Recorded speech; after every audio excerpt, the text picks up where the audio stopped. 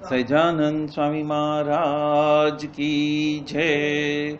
धाम धामी मुक्तो की जय। परम पूज्य श्री भरत भाई वसी भाई दिनकर भाई की जय। सर्वे गुणातीत सत्पुरुषों की जय जय जय। वचनामृत द्विशताब्दी महोत्सव की जय जय जय। आत्मीय युवा महोत्सव की जय जय जय। अक्षराधिपति अक्षरातीत पूर्ण पुरुषोत्तम श्री स्वामीनारायण भगवान की असीम कृपा से और श्री गुरुवर की असीम अनुग्रह से आज हम अस्खलित मंगल कृपा धारा का प्रवचन ले रहे हैं। उसमें जो उन्होंने फर्स्ट पेज के ऊपर 2016 में जो आशीर्वचन लिख के दिए हैं मलाड़ मंडल में, वो मैं थोड़ा पढ़ लेता हूँ कि भरत भाई वसी भाई और सभी संत भाइयों के वती और बहनों के वती उन्होंने एक आशीर्वचन लिख के दिया है, वो मैं पहले पढ़ लेता हूँ। परम भक्त मेघनाबेन, चिरंजीवी ओमकार और सर्वे कुटुंबीजनों, जय स्वामीनारायण। गुरुहरि काका जी के अद्भुत प्रसंग, चैतन्य को भेदती हुई बातें और सत्संग के रहस्य को समझाते हुए आलेखित करते हुए ऐसे संपुट ये पुस्तक में है। तो जरूर से नियमित रूप से 2 पेज हर रोज आप पढ़ना और विचारना मतलब चिंतन मनन करना। खूब ही बल मिलेगा, जीव शिव हो जाएगा और सदा सुखी रहे। ऐसी भरत भाई वसी भाई सर्व संत भाई बहनों की जय स्वामीनारायण। हम इस पुस्तक की जो प्रस्तावना है वो हम पढ़ लेते हैं, शुरुआत करते हैं। इसके लिए ईस्वी सन 1981 में जो भगवान स्वामीनारायण की द्विशताब्दी महोत्सव के समय प्रकट ब्रह्म स्वरूप परम पूज्य श्री हरिप्रसाद स्वामी जी ने सरस एक सहजानंद ग्रंथ का आलेखन के लिए संकल्प किया था और उनके मुख में से सहज ही उद्गार निकल गए थे कि हे महाराज, आपको एक ही उपमा दे सकते हैं, करुणानिधान हरिप्रसाद स्वामी जी की। सामान्य व्यक्ति, सामान्य मानव तो ठीक है, लेकिन प्रकृति पुरुष तलक अति समर्थ देवाधिदेवों के भी जो कोई तप या साधन महाराज को पहुंचते नहीं है। सिर्फ और सिर्फ अति करुणा के वश में होकर ही वो इस धरा पर अपने पदार्पण रखे हैं और हम सबको उन्होंने सनाथ किया है। उनके नहीं आने तक हम अनाथ थे, उन्होंने हमें सनाथ किया। गुणातीत सत्पुरुषों की एक अखंड श्रृंखला जिसके वजह से उनका प्रकटपना अखंड रहा है, वो उससे भी अधिक उनकी करुणा है। उनकी करुणा अकारण कृपा की एक सरिता जैसे है जो उन्होंने यहाँ पे आके बहाई, और ऐसी ही अस्खलित कृपाधारा जिनको धारण करके गुणातीत सत्पुरुष द्वारा अखंड जो बहते रहती है, ऐसे संतवर्य परम पूज्य दास स्वामी ने गुरु हरि परम पूज्य काका जी के लिए जो भजन रचा था, काका हे अमर रहो, की अंतिम कड़ी में उन्होंने ये प्रतिपादित किया है कि गुणातीत गुण सकल के भव्य घड़वैया वही रही अस्खलित मंगल कृपा का। उसको याद करते हुए इन्हीं शब्दों से हम उनको अंजलि भी अर्पित कर रहे हैं। तो ये दास स्वामी की हृदय की भावना थी और उन्होंने आखिरी कड़ी में वही रही अस्खलित मंगल कृपा धारा इन गुणातीत सत्पुरुषों के माध्यम से जो अखंड बह रही है अकारण, उसके लिए हमने उनका मान सम्मान करते हुए इस पुस्तक का नाम भी वही कड़ी से रख दिया, अस्खलित मंगल कृपा धारा।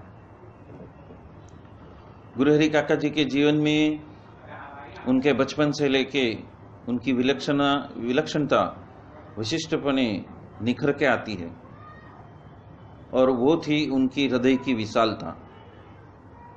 अब ये हृदय की विशालता कैसे आएगी? हृदय की साधना किए बिना हृदय की विशालता आती नहीं है। जब तक आपका कारण शरीर का अंत नहीं होता, तत्पश्चात वही आत्मा ऊपर नील शरीर में आता है, महाकारण शरीर में आता है। जब तक वो महाकारण शरीर से भी मुक्त होके आगे की यात्रा वो नहीं करता, तब तक ये हृदय की विशालता आती नहीं है। एक बार आपने महाकारण शरीर को क्रॉस कर दिया तो आपका जो आत्मा की अनंतता का जो विशाल है, तो वो हृदय आपका इतना विशाल होता है कि परम अपने जो पूर्ण पुरुषोत्तम स्वामीनारायण भगवान के हृदय के साथ में एक रूप हो जाता है। फिर उनके माध्यम से पूर्ण पुरुषोत्तम स्वामीनारायण फिर इस धरा पे अखंड प्रकट रह सकते हैं, ऐसे सत्पुरुषों के माध्यम से। वो एक यात्रा है, इस हृदय से लेके महाराज के हृदय तलक की यात्रा है ये। और शुरू में स्वजन और परिवार के लिए, गुरुओं के लिए, तत्पश्चात मित्रों के लिए, तत्पश्चात जो उनके व्यापार वगैरह में भागीदारों के लिए, और तत्पश्चात भक्तों के लिए, और तत्पश्चात अल्प संबंध वाले ऐसे जो मुमुक्षु है उनको भी बांटा है। ये कृपा धारा जो है वो सब में उन्होंने बहाई है। और उन्होंने अपनी जात को बेच के भी अढड़क खजाना को नगण्य करते हुए जो आनंद और परितोष उनके हृदय से छलकता ही रहता था। उन्होंने खुद का कुछ अंगत रखा नहीं, सबका सब जो पंगत में आए, उनके संबंध में जो आए, पंगत में आए मतलब कि जो उनके संबंध में जो जो जीव आते गए उनके ऊपर अनराधार वो बरसते ही रहे, और वो बरसने में ही उन्होंने अपने जीवन की कृतार्थता को माना। तेन तक्तेन भुज्जी था, मतलब कि उपनिषद के ये महावाक्य को उन्होंने हलती चलती प्रकृति प्रतिकृति बना दिया। उन्हों के लिए पारका मतलब अपना और पराया ऐसा कुछ बाकी नहीं बचा। ये दुश्मन और मित्र ऐसी कोई व्याख्या ही नहीं रही। और उसी के वजह से उन्होंने एक सूत्र दिया, live life by giving out. अन्यों के आनंद में ही मेरा आनंद समाया हुआ है, वो जीवन सूत्र उन्होंने अपनाया था। उपरांत अभेद दृष्टि और अविरोध वृत्ति को भी उन्होंने अपने जीवन में प्रकट किया था। अभेद दृष्टि माने क्या? उन्होंने कभी भी कोई भी मानव को या जीव को उनको देह के रूप में नहीं देखा, लेकिन चैतन्य, आत्मा के चैतन्य के रूप में देखा। और हर एक चैतन्य के अंदर, आत्मा के अंदर जो साक्षी भाव में बैठे हुए महाराज का ही प्रतिपादन किया, उसको कहते हैं अभेद दृष्टि। भेदातीत एक गुणातीत सत्पुरुष की अवस्था है, और वो स्थिति से उन्होंने, और अविरोध वृत्ति मतलब सभी लीला दिव्य। हम विरोध कैसे करते हैं? लीला में हमारे फेवर में कुछ नहीं आया तो हम विरोध करते हैं, मतलब कि उस घटना को स्वीकार नहीं करते, उसमें महाराज की कृपा को हम स्वीकार नहीं करते कि जो कुछ भी हो रहा है वो महाराज की मर्जी से ही हो रहा है, उसका संपूर्ण स्वीकार। मतलब कि लीला, महाराज ही सर्व करता हरता है, और उन्होंने ही ये लीला सारी दिखाई है, उन्होंने ही ये सारी घटना हमारे आंखों के सामने, हमारे आसपास उसकी रचना की है। तो ऐसी अभेद दृष्टि और अविरोध वृत्ति में वो रत रहे। हम सब एक माता और महादेव वाला भी सिर का मुकुट जो उन्होंने माना, ऐसा कल्पनात्मक शब्द प्रयोगों को भी उन्होंने प्रेषित किया। फक्त उन्होंने प्रेषित ही नहीं किया, उपरांत अपने जीवन में उसको मूर्तिमान भी किया कि जो देवी देवताओं के भी भक्त है उनको भी अपना माना, और अपना मान के उन्होंने सब कुछ अस्खलित मंगल कृपाधारा उनके जीवन में भी बहाई, जैसे कि वही उनका जीवन बन गया था। बहना अस्खलित कृपाधारा पूर्ण पुरुषोत्तम की जो अस्खलित कृपाधारा है उसको ही अपने माध्यम से बहाते रहना, और हर एक जीवों का कल्याण करना वही उनका जीवन बन गया था। ये पुस्तक उनकी वो चिदाकाशी विशालता का यत्किंचित दर्शन कराने वाला एक छोटा सा किरण मात्र है, क्योंकि पूर्ण पुरुषोत्तम की जो महिमा है वो अनंत है, नीति नीति है, और सारे ब्रह्मांड के सारे संत पुरुषों के सारी महिमा को हम जमा कर दे एक जगह पे, फिर भी वो सारी महिमाओं से भी वो परे के परे के परे के परे है, इतना बड़ा उनका महिमा है। इसके लिए यहाँ पे जो प्रकाशक है वो क्या लिख रहे हैं कि चिदाकाशी विशालता का यत्किंचित दर्शन करने वाला सिर्फ एक किरण मात्र है, मतलब कि पूरा हिमालय है, हिमालय का एक कण मात्र है। अभी आपको समझ में आएगा हिमालय कितना विशाल है, उसके सामने एक कण है, ऐसा ये पुस्तक है। मतलब कि महाराज की महिमा का सिर्फ एक किरण है, ऐसा वो बताना चाहते हैं कि महाराज की महिमा कभी कोई न शुरू कर सका है न कभी उसका अंत कर सका है, क्योंकि वो अनंत है, अनंत है, इसलिए एक किरण है।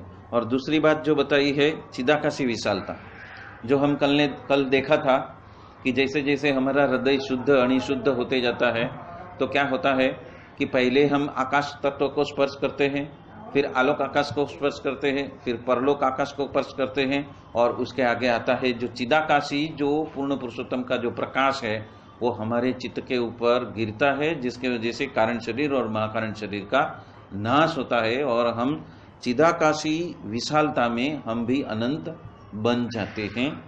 वो चिदाकाशी विशालता की बात है, क्योंकि आत्मा भी अनंत है और प्रभु भी कण कण में व्याप्त होने की वजह से वो भी अनंत है। तो अनंत से ही अनंत को पकड़ा जा सकता है, अनंत से ही अनंत को धारण किया जा सकता है। आत्मा भी अनंत है और पूर्ण पुरुषोत्तम परब्रह्म भी अनंत है, तो अनंत ही अनंत को धारण कर सकता है। तो इसलिए हृदय की शुद्धता बहुत आवश्यक है, वो भी इस बात से प्रस्थापित होती है। दिनकर रूपी प्रकाश पुंज की राशि की एक छोटी सी तेज लकीर है। काका जी हमेशा कहते थे कि मेरा नाम दादू है, दादू यानी 2 हाथ से देने वाला, लेकिन हकीकत में देखा जाए तो उन्होंने पूरा हृदय ही सभी के लिए अर्पित कर दिया था। जो विशाल हृदय, हर एक सत्पुरुष, हर एक संत, जो बड़े बड़े संत हो गए, उनके हृदय विशाल ही हो जाते हैं। क्यों? क्योंकि उनके माध्यम से फिर जो देवी देवता को वो ध्याते हैं वो ही उनके माध्यम से प्रकट होने लगते हैं। तो फिर उनका हृदय उनका नहीं रहता है, वो भगवान का धाम बन जाता है। इसलिए कभी दिनकर भाई ये भी कहते हैं कि अक्षरधाम यही है, हमारा हृदय ही अक्षरधाम पूर्ण पुरुषोत्तम का हृदय है। हम एकरूप हो गए हैं, उनमें और हम में कुछ फर्क नहीं है। और वही बात आज के जो सुवाक्य है उसमें भरत भाई ने बताया है। यदि किसी को टाइम मिले तो आज का सुवाक्य देख लेना, उसमें भी वही बताया है जो यहाँ पे हम जिसका चिंतन मनन कर रहे हैं। दादू यानी 2 हाथ से देने वाला, पर वो हमें अनंत हाथों से देते थे, लुटाते थे, और हमने उनको लुटाते हुए देखा भी है और अनुभूति भी की है। वो हमेशा कहते थे कि हमारी जो बैंक है वो लेना बैंक नहीं है, देना बैंक है, देते जाओ देते जाओ देते जाओ, अकारण बरसते ही जाओ जीवों के ऊपर। ये थी उनकी जीवन भावना और उनकी जीवन रीति। गुणातीत सत्पुरुष की हर एक क्रिया चेष्टा, उनका लटका झटका, प्रसंग प्रवचन, विश्राम विचरण, सब सब सब सब सब पले पल का उनका जीवन सिर्फ और सिर्फ आश्रितों को परम हित के अर्थ में ही होता है। वही उनका प्रयोजन होता है कि उनका परम हित कैसे हो जाए। मेरे संबंध में आया हुआ हर एक मुक्त का परम हित, सिर्फ हित नहीं, कल्याण भी नहीं, अत्यंतिक कल्याण भी नहीं, पर हित के ऊपर का जो परम हित है वो हो जाए, वही उनकी दृष्टि रही थी। गुणातीत ज्योत के बहनों के भक्तजन की पंक्ति भी यही बोलती है कि वो जो बोले वही ज्ञान, वो जो करे वो सत्य, वो जैसे जिए वही धर्म, और ऐसे बहुत सारे मर्म उनके जीवन से उन्होंने प्रस्थापित किए। ऐसे गुणातीत ज्योत की बहनें बता रही है अपनी अभिव्यक्ति के द्वारा। इस हिसाब से काका जी ने जीवन में पल पल अल्प संबंध वाले भक्त के हित और उनके मांगल्य की प्रबल उत्कंठा और झंखना के दर्शन वो देते ही रहे हैं। और इसीलिए ही दास स्वामी के मुख से निकल गया, अस्खलित बहती हुई कृपाधारा में हम भीग के हम धन्य हो गए। और हम उनका आवाहन करते हैं इस श्लोक से, शरणागत निज अल्प जीव सहुना श्रेयार्थ तत्पर रहे। बराबर है। इसलिए उनकी स्तुति में ये उद्गार ऐसे ही अंजलि के रूप में कृतज्ञता को प्रकट कर रहे हैं। इस पुस्तक में काका जी के कितने कुछ विलक्षण प्रसंगों का संकलन भी किया हुआ है। और अब तक उन्होंने प्रकाशित हुए जो पुस्तक है, जिसका एक नाम है दिनकर का प्रकाश पुंज, दूसरा पुस्तक है शरदई। काका जी वगैरह में से बहुधा तो उन्होंने खुद प्रसंगोपात जो वर्णन किए हुए थे, जो अप्रकाशित रह गए थे और जो प्रसंग पब्लिक में मतलब कि जनता तक नहीं पहुंचे थे, उस सभी का संकलन करते हुए इस पुस्तक में समाहित किया है। मतलब जो प्रसंग गुप्त रहे थे, आज तक बाहर नहीं आ पाए थे, तो वो प्रसंग भी इस पुस्तक में सम्मिलित किया है। तो उतनी मेहनत की है ऐसे गुप्त प्रसंगों को भी हर एक भक्त को, हर एक संत को, हर एक संबंध में आने वाले व्यक्ति को मिलकर वो सारी माहिती को इकट्ठा किया है और उसमें से कुछ अंश यहाँ पे दिए हैं। क्योंकि पूरा का पूरा अंश देने को जाएंगे तो ऐसी 5 पुस्तक हो जाती, इसलिए उनमें भी उनको थोड़ा शॉर्ट करना पड़ा।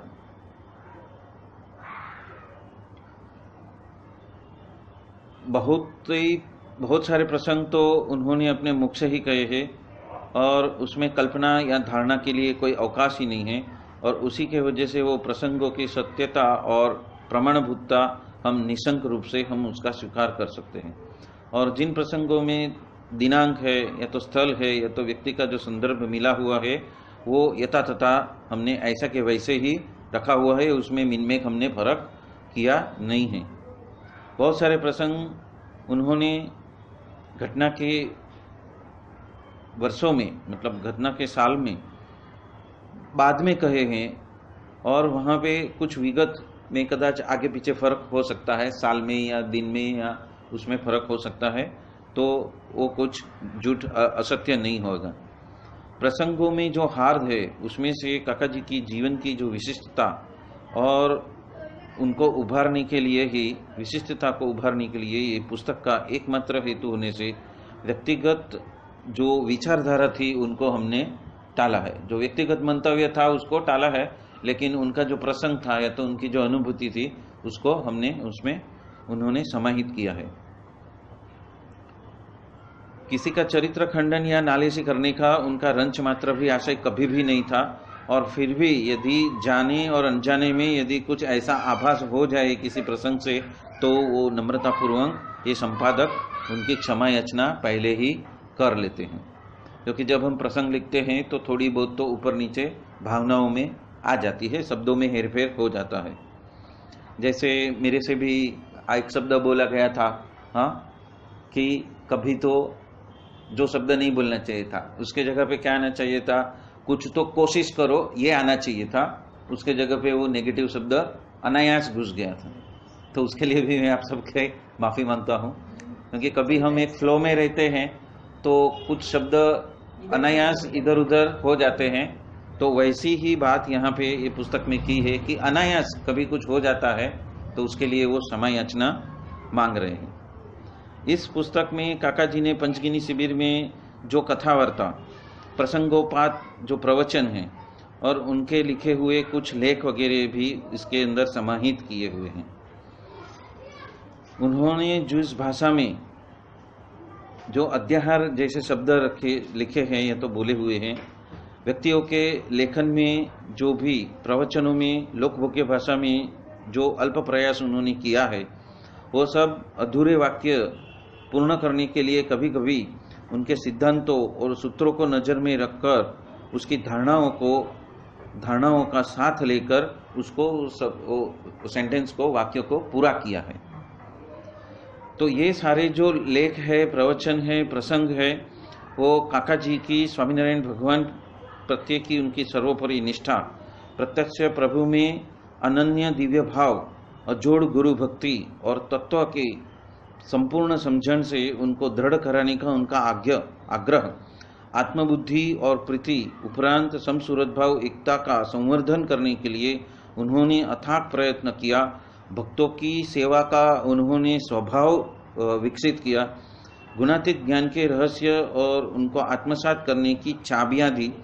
प्राप्ति का कैफ क्या होता है, संबंध का महात्मा क्या होता है, साथीदारों के प्रति सखा का भाव क्या होता है और भक्तों के प्रति वात्सल्यता वगैरह अनेक गुणों के अद्भुत दर्शन इस पुस्तक से आलेखित किया हुआ है। ऐसे अमर्यादित चिदाकाशी युग पुरुष को थोड़े से पुस्तक, भजन, स्तुति या प्रवचनों में हम उसको संक्षिप्त में लिखकर संतोष लेने की कुचेष्टा करने के बजाय ऐसी छोटी सी अंजलि के द्वारा हम हृदय की भावनाओं का अर्घ्य उनको अर्पण कर रहे हैं। मतलब कि फूल नहीं तो हम सिर्फ फूल की पंखुड़ी ही उनके चरणों में इस पुस्तक के माध्यम से हम अर्पित कर रहे हैं और उनके बताए हुए मार्ग पर हम चले, उसका दृढ़ संकल्प ही उनका सच्चा तर्पण माना जाएगा। ये पुस्तक में जो लेख है, प्रवचन है, प्रसंग है, वो संशोधन है, संकलन है, आलेखन है तथा उनकी टाइपिंग वगैरह की सजावट वगैरह जिस जिन मुक्तों ने श्रद्धापूर्वक की है और सभी के प्रति धन्यवाद करते हुए संपादक कमेटी उसका आभार प्रकट करती है। और परम पूज्य दिनकर भाई ने अपने अति व्यस्त समय में से भी थोड़ा समय निकालकर अंगत रस लेकर जो संकलन और प्रूफ रीडिंग वगैरह का महत्व का योगदान किया है, उनको भी हम फूल नहीं तो फूल की पाकड़ी अर्पण करते हैं। और प्रिंस ग्राफिक के श्री राजेश भाई ने भी उत्साहपूर्वक सुंदर मुद्रण करने की जो सेवा की है, प्रत्यक्ष और परोक्ष रूप से इस सेवा में निमित्त बनने वाले सर्व प्रकाशन समिति हृदयपूर्वक उन सभी का आभार व्यक्त करती है। अंत में गुरु हरि परम पूज्य श्री काका जी, गुरु हरि परम पूज्य श्री पप्पा जी ऐसे दिव्य बंधुरु बेलड़ी शताब्दी महोत्सव के उपक्रम में इस पुस्तक गुणातीत समाज के मुक्तों को अर्पण करते हुए सब अत्यंत हर्षित होते हैं और उनका धन्यवाद भी करते हैं। यहाँ पे लिखा है गुरु हरि परम पूज्य काका जी, गुरु हरि परम पूज्य पप्पा जी बंधु बेलड़ी शताब्दी महोत्सव प्रकाशन समिति के हार्दिक जय स्वामी नारायण। और ये पुस्तक कभी बाहर निकाली थी जब समय होने वाला था, बराबर है। और उस समय में पूरा दिन भर की सेवा में व्यस्त होने के बावजूद जब ये पुस्तक का लेखन कार्य पूर्ण हो गया तो श्री भरत भाई ने मुझे रात को पूरे एक रात में पूरी पुस्तक पढ़ने का मौका दिया था। और वो मौका देने के बाद में सारे चैप्टर पढ़ने के बाद सुबह में 12 बजे तक मैंने एक आर्टिकल दिया था और वो आर्टिकल पूरा का पूरा और उसका टाइटल विभाग 1 का गुरु भक्ति की केड़िए भी उन्होंने स्वीकृत किया भरत भाई ने। और वो उसका केड़ी मतलब क्या बोलते हैं, नहीं केड़िए मतलब क्या है कि घना जंगल है, चलने का कोई फिक्स रास्ता नहीं है। लेकिन जो पादचारी लोग होते हैं, जो भूमिया होते हैं, जो जानकार होते हैं कि जंगल के एक छोर से दूसरे छोर में कैसे जाया जाता है, तो जो चलने की वजह से जो पंथ प्रदर्शित हुआ है, यहाँ पे घास फूस वगैरह कुछ उगता नहीं है लेकिन डायरेक्ट मिट्टी या तो पत्थर वगैरह हम देख सकते हैं, उसको कहते हैं केड़ी। और वो केड़ी जो हमें अक्सर धाम तलक लेके जाती है वो केड़ी। तो गुरु भक्ति की केड़िए मतलब कि गुरु के बताए हुए रास्ते पे चलते चलते, उनके प्रदर्शक बनते बनते, उनके आज्ञा का और उनके बताए हुए रास्तों पर चलते चलते जो कुछ हुआ वही हमारी गुरु भक्ति है। उन्होंने बताया और हमने फॉलो किया तो वही उसकी गुरु भक्ति है। तो वो भी उसका समावेश श्री भरत भाई ने किया है। और आज आपने जो लिखा है पढ़ो ना। अच्छा ठीक है। तो विभाग 1 के अंदर जो गुरु भक्ति की केड़ी में जो टाइटल भी दिया और जो उसका सार दिया है वो भी हम ले लेते हैं। गुरु हरि परम पूज्य काका जी का समग्र जीवन यानी सर्वोच्च गुरु भक्ति की परम मंगल गाथा है। अपने बचपन से लेके किशोरावस्था तक ब्रह्मस्वरूप शास्त्री जी महाराज और तत्पश्चात समग्र जीवन ब्रह्मस्वरूप योगी जी महाराज के अंतर के इशारे से, मतलब कि पश्चिंती से, अंतर का इशारा मतलब यहाँ पे उन्होंने हृदय से सोचा और वहां पे उन्होंने तुरंत उस तथ्य को पकड़ लिया कि उनकी अनुवृत्ति क्या है, वो पहचान लिया। तो वो पहचान के जिन्होंने दिव्य कल्याणकारी योजना में अपने सर्वस्व का समर्पण कर दिया और उसी रीत से उन्होंने सर्वोच्च गुरु भक्ति को अदा किया और तत्पश्चात असंख्य प्रेरणादायी प्रसंगों का लीला करके कितने भी विशिष्ट प्रसंगों का संकलन इस विभाग में हमने आलेखित किया है। तो गुरु हरि काका जी के जीवन में धाम धामी और मुक्त अर्थात गुणातीत सत्पुरुष भगवान श्री स्वामीनारायण और संबंध वाले भक्त की उपासना और भक्ति वो ही जीवन का एकमात्र केंद्र और परिग रहे हैं। अभी ये जो प्रिंसिपल है धाम धामी और मुक्त का जो प्रिंसिपल है वो मैंने उस वक्त जब तक हमारा समय नहीं हुआ था तब तक उसका कुछ हाईलाइट हमारे साइड से हमारे प्रकाशन में वो कभी हुआ नहीं था। और ये मेरा सजेशन था कि यदि हमें काका जी पप्पा जी का सही गुणगान करना है तो हमें धाम धामी और मुक्त तीनों का गुण हमें आलेखित करना है और वही काका जी ने जीवन पर्यंत किया और उसी प्रिंसिपल को हमें उभारना है। जैसे कि कहाँ पे कोई नर नारायण देव को बहुत प्रधानता देते हैं, कहाँ पे लक्ष्मी नारायण को बहुत प्रधानता देते हैं, तो कहीं पे अक्षर पुरुषोत्तम को प्रधानता देते हैं, पर हम मुक्ताक्षर पुरुषोत्तम को प्रधानता देते हैं। वो प्रिंसिपल के लिए मैंने ये पूरा लेख लिखा और वो उन्होंने भरत भाई ने स्वीकार किया कि हमारा प्रिंसिपल ये है और यही प्रिंसिपल उद्धव संप्रदाय का प्रिंसिपल है, जो उन्होंने राधा जी के साथ में एसोसिएटेड जो गोपियां थी और गोपियों ने जो उनको ज्ञान दिया उसके वजह से भक्तों के संबंध सहित भगवान, वो जो प्रिंसिपल उद्धव जी का था वो प्रिंसिपल काका जी ने अपनाया।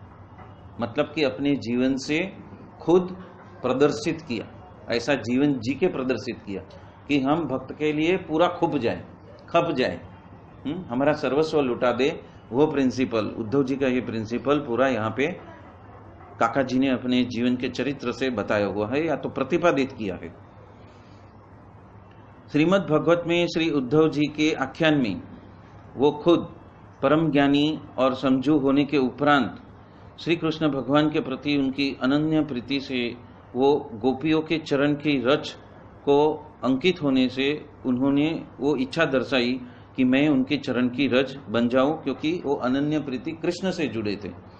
तो भक्त के भक्त मतलब कृष्ण भगवान के भक्त राधा जी और राधा जी के सारे भक्त गोपियां जी, तो भक्त के भक्त की महत्ता उस उद्धव जी को प्रतीत हुई। तो ऐसे संबंध वाले भक्त की महिमा को सर्वोच्च कक्षा पर स्थापित करना ये छोटी बात नहीं है। जैसे 20 टन के बहुत बड़े पिलर को वो 2 मेट्रो के लिए ऊपर स्थापित करना 2 पिलर के बीच में, ऐसी बहुत बड़ी कपरी परिस्थिति में उसको ऊपर लिया जा सकता है, भारी काम था। चैतन्य का क्या बोलते हैं उसको, ऊर्ध्वगमन करना और उनको इस लेवल पे लेके आना, उत्थान। हाँ, तो उस चैतन्य का उत्थान इस लेवल तलक करना कि जहां पे भक्तों के भक्त की चरण रज से भी हम सुखी हो सकते हैं। आजकल सारे संसार में कोई भी जीव को देखेंगे तो सब दुखी दुखी दुखी और दुखी राम ही है, और सुखी सुखी सुखी राम कैसे हो सकते हैं उसका शॉर्टकट उन्होंने बताया कि भक्त के भक्त की भक्ति यदि करोगे और उसकी चरण रज को दिव्य मानकर उसको आप जय स्वामीनारायण करोगे तो भी आप सुखी हो जाओगे। वो जो प्रिंसिपल यहाँ पे उन्होंने प्रतिपादित किया। तो ओरिजिनल उद्धव संप्रदाय के प्रतिपादन के लिए पूरा जिंदगी को खपाने वाले ऐसे काका जी महाराज हमें प्राप्त हुए। हाँ, तो हम कितने भाग्यशाली है। ऐसे काका जी महाराज, ऐसे पप्पा जी महाराज, ऐसे हरिप्रसाद स्वामी जी। और आज प्रेम स्वरूप स्वामी का जन्मदिन भी है और उनकी भी क्वालिटीज आई है व्हाट्सएप के अंदर, वो भी बहुत दिव्य है, बहुत दिव्य क्वालिटीज उनकी भी लिखी है। प्रेम स्वरूप स्वामी ने कैसे हरिप्रसाद स्वामी को ध्याया है और वो भी कैसे भक्तों के लिए कैसे खप गए हैं और वो समैया के लिए कैसे दिन रात कार्य कर रहे हैं, तो वो भी बहुत जानने लायक है। ऐसे संबंध वाले भक्त के महिमा को सर्वोच्च कक्षा तलक स्थापित करना जो श्री जी महाराज ने अपने गुरु रामानंद स्वामी की, जिन्होंने सांप्रदायिक इतिहास में श्री उद्धव जी के अवतार का स्थापना किया है और उनको उनके अवतार माना है, उनकी रीति नीति का अनुसरण करते हुए उद्धव संप्रदाय की स्थापना की है।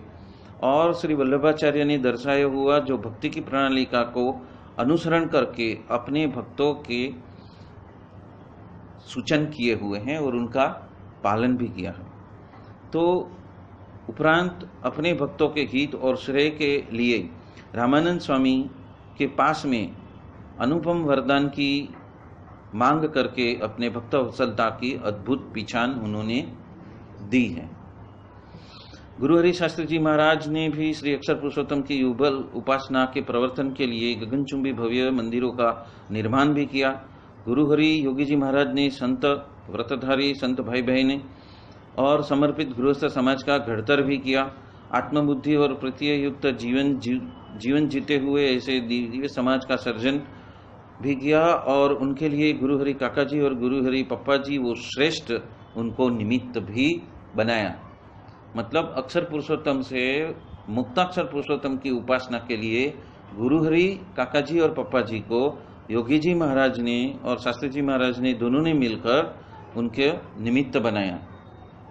और काका जी पप्पा जी ने अपने साथीदारों के साथ सखा स्वरूप, गुणातीत स्वरूप और ऐसे ज्योतिधरों को सहकार से समग्र सत्संग समाज में भगवान और संत के महात्म्य युक्त कुटुंब भावना को व्यापक कर सच्चे सत्संगी की सहू को पहचान कराई और ऐसे संत और भगवदियों का जोग देकर ये जो हमारी यात्रा है वो यात्रा को सुलभ बना दी मतलब फास्ट कर दी। कि हम यदि साइकिल पे जाते तो कितना किलोमीटर जाते, पर काका जी ने ये मुक्ताक्षर पुरुषोत्तम का जो प्रिंसिपल देके हमारी जो स्पीड है यात्रा के अंदर आगे बढ़ने की या तो हमारे आत्मा के उत्थान की, हमें क्या दे दिया, रॉकेट स्पीड दे दी। कहाँ साइकिल कहाँ रॉकेट। तो उस रॉकेट स्पीड का यदि हम इस्तेमाल करते हैं, मतलब कि धामधामी और मुक्त का प्रिंसिपल का हम सिद्धांत का हम प्रतिपादन करते हुए हमारी जीवन शैली ऐसी बनाते हैं, तो जो 400 साल में होने वाली होगी हमारी जो मुक्ति वो 4 साल में हो सकती है। ऐसा बार बार भरत भाई और वसी भाई ने भी प्रतिपादित किया हुआ है। तो उसके लिए वो प्रिंसिपल पे चलने के लिए हमारी मन बुद्धि तो स्विच ऑफ करनी ही पड़ेगी, लेकिन निर्दोष बुद्धि भी रखनी पड़ेगी। दोनों एक साथ में करना पड़ेगा। मन बुद्धि को चुप करना पड़ेगा, स्विच ऑफ कर देना पड़ेगा, शून्य करना पड़ेगा और निर्दोष बुद्धि से सारा व्यवहार चलाना पड़ेगा। निर्दोष बुद्धि में तल मात्र भी फर्क नहीं आना चाहिए, तो आपकी स्पीड जो है रॉकेट स्पीड में आप आगे बढ़ सकते हो। और वही बात की यहाँ पे प्रतिपादन किया हुआ है। यहाँ पे समाविष्ट प्रसंगों में से काका जी ने जीवन में योगी जी महाराज के लिए या होम करके जो फना होने के लिए और उनको भक्त के अर्थ है जो सहन करना है, वो ही हमारे लिए बहुत बड़ा गिफ्ट है। ऐसी अति उत्कट भावना से पल पल का दर्शन यहाँ पे करवाया है। ऐसे तो उनके असंख्य प्रसंग है और ये सब यहाँ पे समाविष्ट करने के लिए जगह इतनी कम पड़ती है, मतलब वो अशक्य है। ऐसे इस अमृत के महासागर में से थोड़े प्रेरणा बिंदुओं का आचमन करके महाजनों ये न गतः सपंथा ऐसी उक्ति के हिसाब से उनको अनुसरण करने के लिए यत्किंचित हम प्रयास कर रहे हैं। तो ये था महाराज की अनंत कृपा। और अब हम शुरुआत करते हैं पंचगिनी शिविर की जो सारी बातें जो काका जी महाराज ने इस अस्खलित मंगल कृपा धारा के माध्यम से हमें इंगित की है, तो वो विभाग 2 में, तो हम उस पंचगिनी शिविर का चैप्टर हम ले रहे हैं।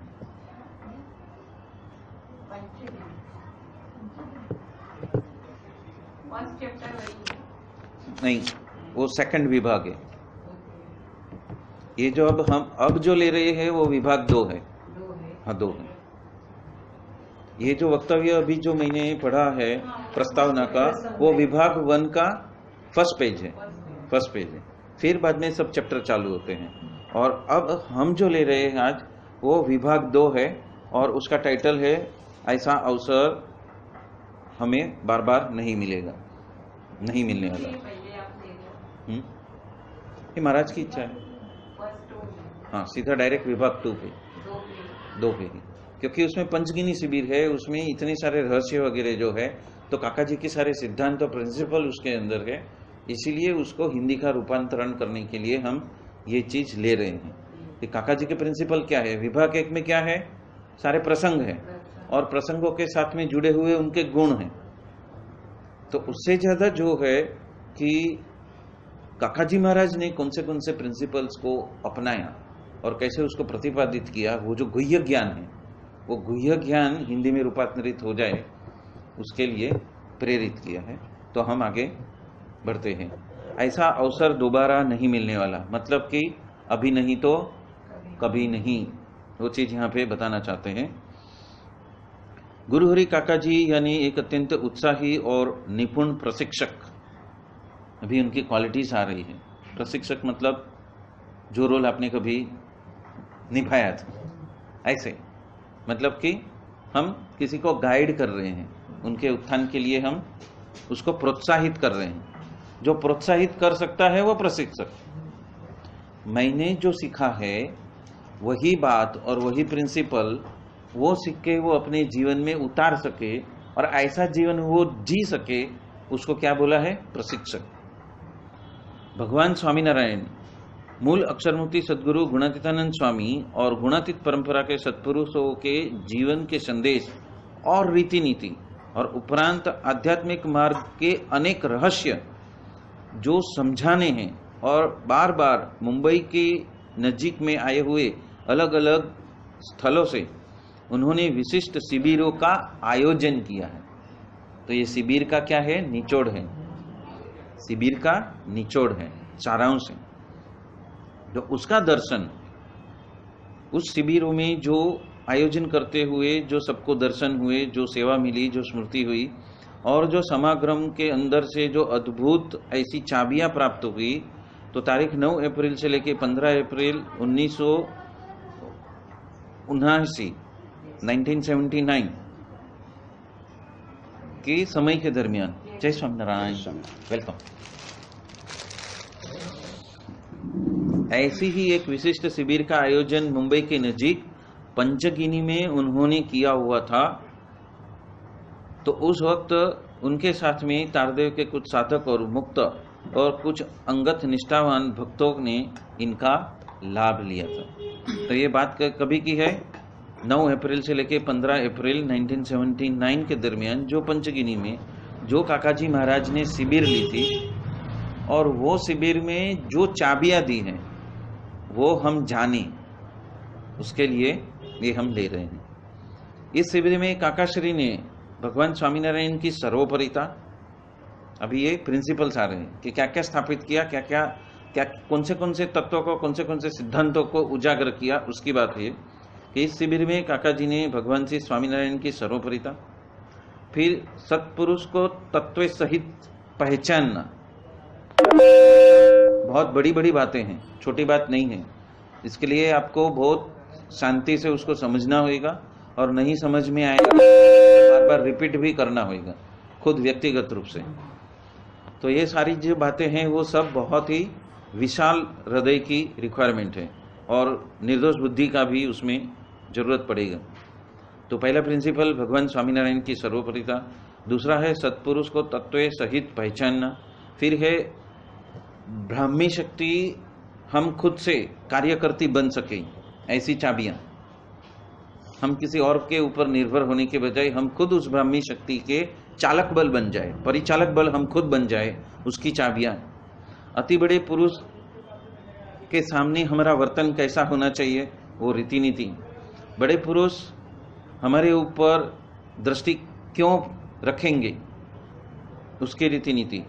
बड़े पुरुष के अभिप्राय हम कैसे समझ सकते हैं, मतलब कि अनुवृत्ति, मतलब कि पश्चिमी भाषा, उनके हृदय में क्या चल रहा है, वो बोलते कुछ है लेकिन हृदय में अनुशंसा, उनकी मनसा कुछ और होती है, और वो बिना भूले हमारे पास में वो कराना चाहते हैं, वो कैसे हमें समझ में आएगा। ये पंचगिनी शिविर में उन्होंने लिया था, जिसकी क्रिया हम कर रहे हैं, 1 साल पहले से जिसकी क्रिया हम कर रहे हैं, समझने के लिए। हमारा जीव कैसे सत्संगी हो जाए, ऐसे ऐसे अत्यंत गहन विषयों के ऊपर उन्होंने खूब मननीय और प्रेरणादायी बातें बताई है। अभी यहाँ पे मननीय मतलब चिंतन मनन करने योग्य ऐसी ऐसी चाबियां जो जीवन में उतारने से या तो जीवन में अप्लाई करने से हमारे जीवन में जो बदलाव आएगा और उस बदलाव का एक एक स्टेप हम सोच समझ कर रखेंगे, पूर्ण होश में रखेंगे। ऐसा नहीं है कि मुझे पता नहीं था और अनजानता में हो गया, ऐसा नहीं। सोच समझ कर हम एक एक स्टेप को चढ़ते जाएंगे। वो चीज, ऐसी प्रेरणादायी बातें इस शिविर के सारे अध्याय में आती जाएगी, हर एक एक चैप्टर में आती जाएगी। और ऐसे शिविर में उनके जो ध्वनि मुद्रित प्रवचन और प्रसंग से अन्य प्रवचन भी इस विभाग में समाविष्ट किए हुए हैं। इस साल लगभग 40 वर्ष के तत्पश्चात ये बातें उतनी ही अर्थसभर और वास्तविक लगती हैं। 40 साल पहले जब ये शिविर हुई थी, उस वक्त जो बातें काका जी महाराज ने बताई थी, वही बातें आज भी इतनी ही प्रसंगोपात उचित लगती है। तब वह उस वक्त भी थी, क्योंकि गुणातीत सत्पुरुष की जो बातें हैं उसके काल कर्म का या तो समय का कुछ काट लगता नहीं है, वो वैसी की वैसी रहेगी। आज भी वैसी की वैसी है, आज से 200 साल 300 साल 500 साल बाद में भी वैसी की वैसी ही रहेगी। उनकी स्मृति, जो उनके उपदेश, वो भी चिरंजीवी है, सनातन है और नित्य नवीन रहते हैं। ये नित्य नवीनता में रहना वो भी एक शैली है। यहाँ पे तो नित्य नवीन रहते हैं वो लिखा हुआ है, पर नित्य नवीनता की दृष्टि से हम पूर्ण जीवन जीते हैं, उसकी भी बहुत सारी चाबियां हैं। लेकिन वो बहुत बड़ा चैप्टर है, नित्य नवीन। जब मैं सुबह में उठता हूँ तो मैं नया सूरज देखता हूँ। जब मैं कोई व्यक्ति को मिलता हूँ तो मैं नए व्यक्ति को मिलता हूँ। वो पुराना व्यक्ति गया, क्यों? क्योंकि मेरे शरीर के अंदर हर रोज करोड़ों और खरबों के थोक भाव में सेल्स बनते हैं और मरते हैं। तो कल जिस व्यक्ति को आपने देखा था वही व्यक्ति आज वो नहीं है। आज उसके कर्म बीज भी अलग उगे थे, कल अलग उगे थे, आज अलग उगे हैं। कल जो उन्होंने भक्ति किया उसके वजह से उनके आज के सारे काल कर्म माया कट गए, तो आज वो गुणातीत ब्रह्मरूप होकर जी रहा है, तो उसकी मस्ती का आलम कुछ और है। तो आज वो नया है, कल से कल पुराना हो गया, डिलीट हो गया। कल वाले व्यक्ति डिलीट हो गया, इसलिए उसको याद ही नहीं करना है। आज नया तरो ताजा मुझे मिल रहा है।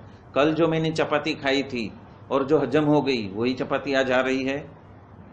आज तो नई नवीन तरो ताजा आ रही है ना, कि वो पुराने गेहूं में से बनाई नहीं, वो तो पुरानी गेहूं तो आटा बन गया, वो आटा चपाती बन गई, वो चपाती हजम हो गई और उससे मुझे शक्ति का संचालन भी हो गया, तो वो तो पूर्ण हो गया। आज का नया तरो ताजा फ्रेश, आज आता ताबड़तोब नवीन। मी आज आता ताबड़तोब नवीन आहे आणि त्यालाच मी भेटणार। तो हम सब भी हर रोज नित्य नवीन है। जैसे टाइफाइड के जीवाणु कीटाणु हर रोज नित्य नवीन के रूप में आते रहते हैं ना, नवीन नवीन नवीन नवीन नवीन, ऐसे हम भी रोज नित्य नवीन नवीन। वो पुराना गया, कल कट गया, आज नया आया। तो वो भी एक बहुत ही साइकोलॉजिकल और प्रैक्टिकल एस्पेक्ट है। साइकोलॉजिकल और प्रैक्टिकल एस्पेक्ट है। हम विज्ञान में कोर्स देखेंगे और ज्ञान में कोर्स देखेंगे तो उसमें हर रोज नए नए अंतस्त्राव और बाह्य स्त्राव ग्लैंड से होते ही रहते हैं और उसके वजह से उसके अनुरूप हमारी संपूर्ण शरीर तंत्र चलता है। तो वो स्त्राव भी क्या है? नित्य नवीन है। कल हुआ वो तो गया, वो तो यूटिलाइज हो गया, खर्च हो गया। आज नया नया आया और वो जो नया आया उसके हिसाब से मेरा शरीर का पूरा गठन और मेरी मनोवृत्ति का भी, मेरे सोच का भी, मेरे व्यवहार का भी उसमें से ही प्रतिपादन होता है। यदि समझो मेरे कोई हार्मोन्स का जो स्त्राव होता है वो कम हो गया तो कल के जैसा मूड मेरे आज नहीं आएगा। यदि कुछ ज्यादा स्त्राव हो गया तो कल मैं शांत था तो आज मैं तूफानी भी हो सकता हूं। वो डायरेक्ट मूड के ऊपर, साइकोलॉजी के ऊपर, अपने वर्ताव के ऊपर उसका प्रभाव होता है। जिस तरह ग्रहण का प्रभाव होता है जिस तरह पूनम का प्रभाव होता है, उसी तरह हमारे हर ग्लैंड से होने वाले जो अंतस्राव और बाह्य स्राव है, उसका भी असर हमारे मनस के ऊपर पड़ता है। और वो जो प्रिंसिपल है वो क्या है? नित्य नवीन। तो उसका अनुग्रह भी नित्य नवीन है ना। कल जो अनुग्रह किया था, कल जो प्रकाश की किरणें मेरे ऊपर उन्होंने प्रदर्शित की थी, या तो हमें अनुग्रहित किया था, हमें पोषित किया था, तो वही चीज आज नया है ना। आज नया किरण है ना, कल का किरण नहीं है। सूरज ने जो किरण मुझे आज दी है वो आज की नई ताजा फ्रेश है, बरोबर है। वो 7 मिनट में सूर्य से निकल के यहां तक पहुंचने में 7 मिनट में यहाँ पे पहुंचती है, तो फ्रेश है।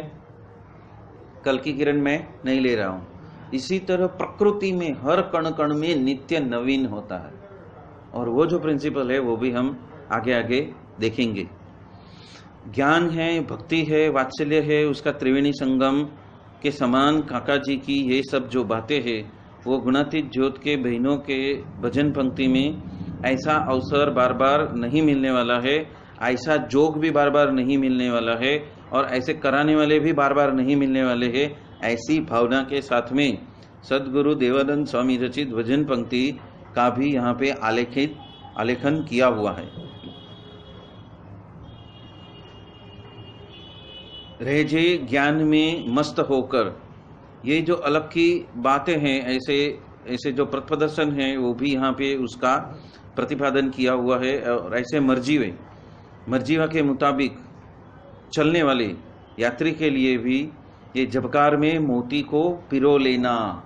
हाँ, 3 दिन पहले ही बात की ना, 3 दिन पहले की बात है कि मौका परस्ती, जैसा मौका मिलता है वैसा अपना हित कर लेने का, कि हमें कुछ सेवा करनी है, बिजली नहीं है और वहां पे बिजली कड़की, उसके प्रकाश में वो सुई धागा हमने परो लिया, तो पूरी रात भर में क्या हो जाएगा? वस्त्र तैयार हो जाएगा। नो एक्सक्यूज, इसको कहते हैं मौका परस्ती। मतलब कि सेवा का जितना लाभ हम ले सकते हैं उसको ग्रहण कर लेने का। मर्जीवा बनोगे तो ऐसी सारी चिंतन मनन चलेगी तो सेवा दिखाई देगी ना। मर्जीवा ही नहीं बने, सेवा के लिए तत्परता ही नहीं है, तो क्या होएगा? ऐसे मौके बार बार सामने आते हुए भी हम उसको समझ नहीं पाएंगे, हाथ से मौका गवा देंगे। तो वो बात भी यहाँ पे की है कि बिजली के झबकारे में मोती को पिरो लेना, और सेवा का हमारा जो भाव है, सेवा अदा, ऐसे दिव्य पुरुष को सेवा अदा कर लेने की। तो ऐसी हकल, मतलब ऐसा आह्वान सहज ही उजागर होता है। अब हम ले रहे हैं पंचगिनी शिविर का प्रवचन, फर्स्ट प्रवचन। अभी इसमें मैं आपको एक चीज बता देता हूं कि यहाँ पे जो काका जी ने जिस शब्दावली का उपयोग किया है, वो शब्दावली शायद आपको गंभीर लगेगी या तो बम्पर पे जाएगी। तो इसीलिए ऐसे शब्द जो है आप नोट डाउन करके रख लेना, कभी चिंतन मनन का समय मिले तो उसके ऊपर चिंतन मनन करना, क्योंकि वो इतना सहज नहीं होगा। काका जी ने खुद ने भी अपने खुद के शब्दावली, नई शब्दावलियों का निर्माण उन्होंने खुद भी किया है, तो वो भी इसमें आएगा, शिविर में सब आएगा। तो हमें शांति से सुनना है, समझना है, नहीं समझ में आया तो वो शब्द को लिख के रखना है, और बाद में कभी वो समय ऐसा आएगा, ऐसा आलेख आएगा तो उसको हम एक साथ में मैच कर लेंगे। गुणातीतानंद स्वामी वचनामृत वगैरह के अंदर स्वामीनारायण भागवत के वचनामृत जो है, जो चैप्टर्स है, उसके साथ में हम उसको संलग्न उस वक्त उस शब्द को कर लेंगे।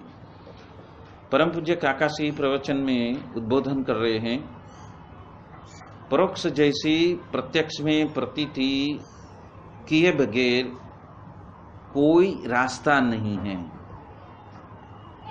हमने परसों ही लिया प्रगट की भक्ति, हाँ परसों ही लिया प्रगट की भक्ति का कितना इंपॉर्टेंस है। एक है परोक्ष की भक्ति और एक प्रगट की भक्ति, और वही चैप्टर जो स्वामीनारायण भागवत में था वही चीज यहाँ पे अस्खलित मंगल कृपाधारा के पंचगिनी शिविर में पहले ही सेंटेंस, फर्स्ट सेंटेंस, परोक्ष जैसी प्रत्यक्ष में प्रतीति किए बगैर हमें कोई भी लाभ मिलने वाला नहीं है। जिस तरह जिस उत्कटता से हम श्रीनाथ जी दर्शन करने के लिए गए, या तो जिस उत्कटता से हम 4 धाम यात्रा के लिए गए, या तो जिस उत्कटता से हम पालकी यात्रा में यहाँ से शिरडी तलक गए, या तो जिस उत्कटता से हम शनि सिंगनापुर गए, या तो जिस उत्कटता से हम वो साउथ में जो है ना तिरुपति बालाजी, उनके दर्शन के लिए गए, तो वो जो उत्कटता, जिस उत्कटता की वजह से हम कैलाश मानसरोवर गए, वैसी उत्कटता प्रगट के अंदर हम रखेंगे तो ही हमारा निपटारा है, तो ही हमारा निपटारा है। प्रगट को मिलने के लिए क्या हम उतने लालायित होते हैं जितने हम मानसरोवर जाने के लिए लालायित होते हैं? तो वो एक आपकी क्वालिटी है। वो यहाँ पे काका जी उसको क्या बोलते हैं कि ये आपकी क्वालिटी है, और वो क्वालिटी के बिना, वो वर्च्यू के बिना आपका निपटारा नहीं है। मतलब जीव का मुक्त दशा आने का कोई चांस कम है। ऐसी उत्कटता, काका जी महाराज ऐसी उत्कटता की बात कर रहे हैं। शायद आज से 1.5-2 महीने पहले उस उत्कटता की मैंने बात की थी। आपने जो लक्ष्य चुना है, उस लक्ष्य के प्रति यदि आप उत्कट नहीं होंगे तो क्या होएगा? आपका लक्ष्य कहाँ पे गौण हो जाएगा, और सांसारिक और व्यावहारिक बातों में ऐसे फंस जाओगे कि शायद 5 साल के बाद में ध्यान में आए किसी और को देखते हुए कि ये मेरे पीछे आया था और आगे सड़सड़ाहट निकल गया, ये कैसे हुआ? क्योंकि उसने जो लक्ष्य बनाया उसके प्रति वो उत्कट रहा और सारी क्रियाएं वैसी करते करते गया, तो वो मेरी 40 साल की साधना के सामने ये 5 साल में उतना आगे निकल गया। उसको रॉकेट स्पीड मिल गई और वो आगे निकल गया, और हम ऐसे के वैसे वहां ही पड़े हैं। तो इस साधना में जितनी उत्कटता के प्रति आप सावधान रहेंगे, सजग रहेंगे, उतना ही आपका मार्ग जो है वो 400 साल के बजाय 4 साल में हो सकता है। लाख साल के बाद भी ऐसा मौका मिलने वाला नहीं है। और हम सामने से आपको बुला बुला कर जो दूध पाक वगैरह खिलाते हैं, जो बूंदी वगैरह खिलाते हैं, ऐसा दूध पाक खिलाने वाला भी बाद में कोई आने वाला नहीं है। और आपके अंदर से जो छछुंदर वेड़ा निकलती है, मतलब कि अपरिपक्वता, वो एक मुहावरा है। छछुंदर वेड़ा मतलब हमारा, छछुंदर वेड़ा मतलब कि हमारी अपरिपक्वता, हमारी नादानी। लक्ष्य बनाया है फिर भी जो उत्कटता की कमी है, जो प्रतिबद्धता की कमी है, उसको क्या बोल रहे हैं? वो आपकी छछुंदर वेड़ा है, नादानी है, ऐसा बोल रहे हैं। आपकी नादानी के वजह से यदि आप नहीं करोगे तो ऐसी चीज बार बार वापस मिलने वाली नहीं है। इसलिए काका जी कहते हैं धन्यवाद दो, धन्यवाद दो, धन्यवाद दो योगी बाबा को। गड़गड़ा होकर करोड़ वंदन करो, मतलब कि अभिभूत होकर। गड़गड़ा होकर मतलब हृदय की सर्वोच्च भावना को लेकर गदगद कंठ से उनको धन्यवाद करो कि आप हमें मिले हो, आपने हमें संबंध दिया है, तो हम आपको पहचानने के लिए उत्कट ही रहे, हमेशा हर पल उत्कटता बनी रहे, ऐसी प्रार्थना करो। हर्ष के आंसू बहने चाहिए। ऐसे है योगी बापा, आप योगी बापा ऐसे है। कृष्ण भगवान कुब्जा के घर में सुबह तलक रहे, शायद घंटे 2 घंटे भी रह सकते थे, पर पूरी रात क्यों रहे? और ये बात राधिका जी को पसंद आई नहीं। उसके वजह से उन्होंने क्रोध किया और मारामारी भी कर डाली।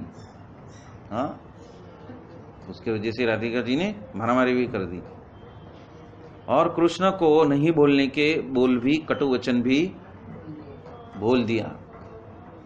और कृष्ण को कहा जाओ आप गुर्जर के घर में जाओ और 3 बार जन्म लो और उसको ही धनी करना।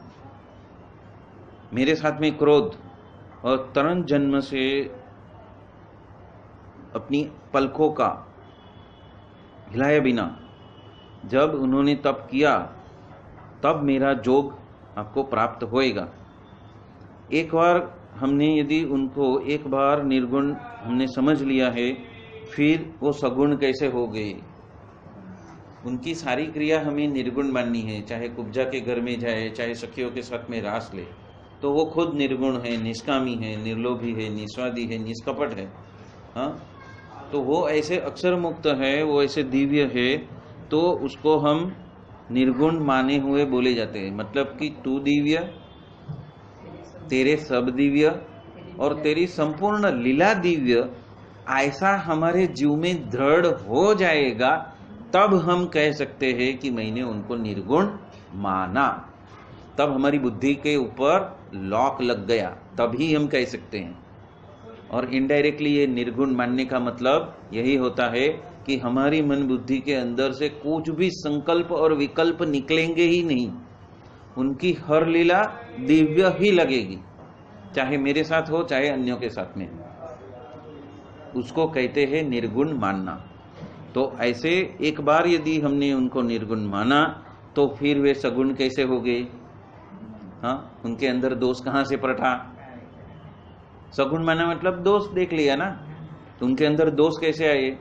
है ही नहीं, निर्गुण ही है। फिर दोष कहां से उत्पन्न हुआ? तो वो बात है। मतलब वो जो स्टेट है हमारा सोचने का, जो कॉन्फ्लिक्ट है, अनसाइंटिफिक है, अव्यावहारिक बात है, उसकी बात कर रहे हैं कि हम हमारे बुद्धि से कभी अव्यावहारिक बातों को प्रधानता दे देते हैं और उसके वजह से हमारी भक्ति में न्यूनता आती है, इसीलिए ये बात करते हैं। यदि हमने उनको एक बार निर्गुण माना है और फिर उनमें उन मनुष्य चरित्र के वजह से हमने उनको दोषी माना, मतलब सगुण कर दी, तो हमारी ही विचारधारा कन्फ्लिक्ट में आ गई ना, एक दूसरे से विपरीत आ गई, तो वो विपरीतता का परिणाम क्या होएगा? हमारा ही पतन होएगा। उनको कुछ नहीं होने वाला है, हमारा ही विचारधारा से हमारा ही पतन।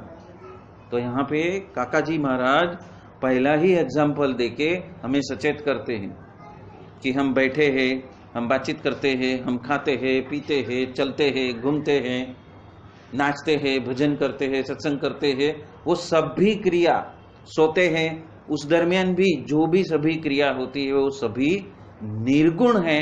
वो आप पहले अपने अंदर दृढ़ कर लो और मन बुद्धि की चाबी ऐसी जगह पे फेंक दो कि वहां से कभी संकल्प और विकल्प न तो सत्पुरुष के लिए और न तो ऐसे संबंध वाले मुक्तों के लिए उठ पाए। यही शुरुआत ही यहीं से, मन बुद्धि को ताला मार दो, ये शिविर की शुरुआत है। तू दिव्य, तेरे सब दिव्य, तेरी संपूर्ण लीला दिव्य, चाहे कुछ भी हो जाए, चाहे कुछ भी हो जाए। खीर बनाई है सबके लिए, सबको अच्छी अच्छी सुगंध भी आ गई, उसके वजह से सबकी भूख भी प्रतिबद्ध हो गई, पर बाजू के गांव से 4-5 हजार लोग आ गए, उसको खिला दी, तब भी दिव्य मानना। तब ये गिनती नहीं करना कि ऐसा काका जी महाराज ने क्यों किया, जिसका कोई संबंध नहीं है उसको दे दिया और हम यहाँ पे आए उसको खाली रोटी और सब्जी दे के बोला आज का उपवास। हाँ, तो कैसा लगेगा? कैसा लगेगा? तब वो क्रिया दिव्य लगेगी? नहीं लगेगी। बोला बनाया भक्तों के लिए और दे दिया उस गांव वालों को, जो आधा घंटा आए, खाए और चले भी गए, नमन भी नहीं किया, जैसा मैंने भी नहीं बोलते, फिर भी चले गए, और हमें सिर्फ रोटी और सब्जी खिला के बोला आज का उपवास, शाम को कुछ नहीं मिलने वाला। हाँ, तो क्या होएगा? वही चीज है कि मन बुद्धि का संपूर्ण फुल स्टॉप, कॉमा नहीं, अर्धविराम नहीं, पूर्ण विराम, तभी जो वो देना चाहते हैं इस शिविर के माध्यम से तो ही आप ले सकते हो। ये फर्स्ट कंडीशन। उसी तरह जैसे भी हम किसी भी अक्षर मुक्त के साथ में संबंध में आए हुए कैसे भी व्यक्ति के साथ में, भले ही वो 100 बार जाके माताजी के मंदिर में भले प्रदक्षिणा करता हो, पर यहाँ पे एक बार आ गया तो उसकी सारी क्रिया दिव्य ही लगनी, वो बात कह रहे हैं। यानी मानना चाहिए। हाँ, उसको दिव्य ही मानना चाहिए, यही बात है। धाम धामी और मुक्त, तो दिव्यता ही आ जाए।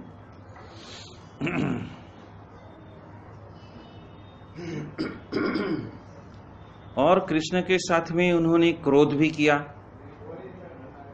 यदि उनको समझ में कुछ नहीं आया, ये लीला में उनको कुछ शंका कुशंका हो गई, तो वो पूछ सकते थे कि हे प्राणनाथ, आपने ये क्या चरित्र किया। ऑप्शन है ना, यदि कोई चीज आपको समझ में नहीं आई, या तो विचित्र लगी, हाँ, या तो अनुचित लगी, या तो उसका हार्द समझ में नहीं आया। अनुचित लगने से ज्यादा क्या तकलीफ होती है, हार्दी समझ में नहीं आया, और हमने अपनी बम्बार्डिंग चालू कर दी, अरे काका जी ये किया, काका जी ने ये किया, सबके सामने ये किया, ऐसे कैसे किया। तब ये रास्ता बता रहे हैं। किसका एग्जाम्पल देखे, राधिका जी का एग्जाम्पल देखे, कि आप राधिका जितने बड़े हो गए हो, फिर भी आपको ये सारी लीला दिव्य नहीं लगती है, तो आपका पतन कैसे होएगा, उसका कारण यहाँ पे और उसका सॉल्यूशन भी दे रहे हैं कि राधिका जी ने ये किया, लेकिन उसके जगह पे वो क्या कर सकते थे, उसकी चाबी भी दी। क्या कर सकते थे कि शांति से, यदि आपको कुछ नहीं समझ में आता है तो पूछो कि हे प्राणनाथ, आपने ये कौन सा चरित्र किया, कृपा करके हमें समझाएंगे कि ये क्यों किया, या तो किस वजह से किया, या तो उसका प्रयोजन क्या था। वो बताने के लिए बाध्य है, वो जरूरी समय पे बताएंगे आपको, बराबर है। लेकिन हम ये काम नहीं करते हैं, हम जज बन जाते हैं। हम क्या करते हैं, हम जज बन जाते हैं। इसीलिए स्पिरिचुअल प्रैक्टिस में एक सबसे बड़ा टूल है नॉन जजमेंटल रहना। नॉन जजमेंटल मतलब जज बन के नहीं बैठ जाना। मेरे साथ में या मेरे आजू बाजू में जो भी जैसे भी घट है, वो मुक्त है अमुक्त है, माताजी को पिताजी को किसको भी भजते हैं, आस्तिक है नास्तिक है, अच्छा बोलते हैं बुरा बोलते हैं, मितभाषी है क्रोधी है, फिर भी हमारा व्यवहार उनके साथ में नॉन जजमेंटल बेस पे होना चाहिए। और वो नॉन जजमेंटल आप कभी बन सकते हो, उसकी एक बहुत बड़ी यात्रा है।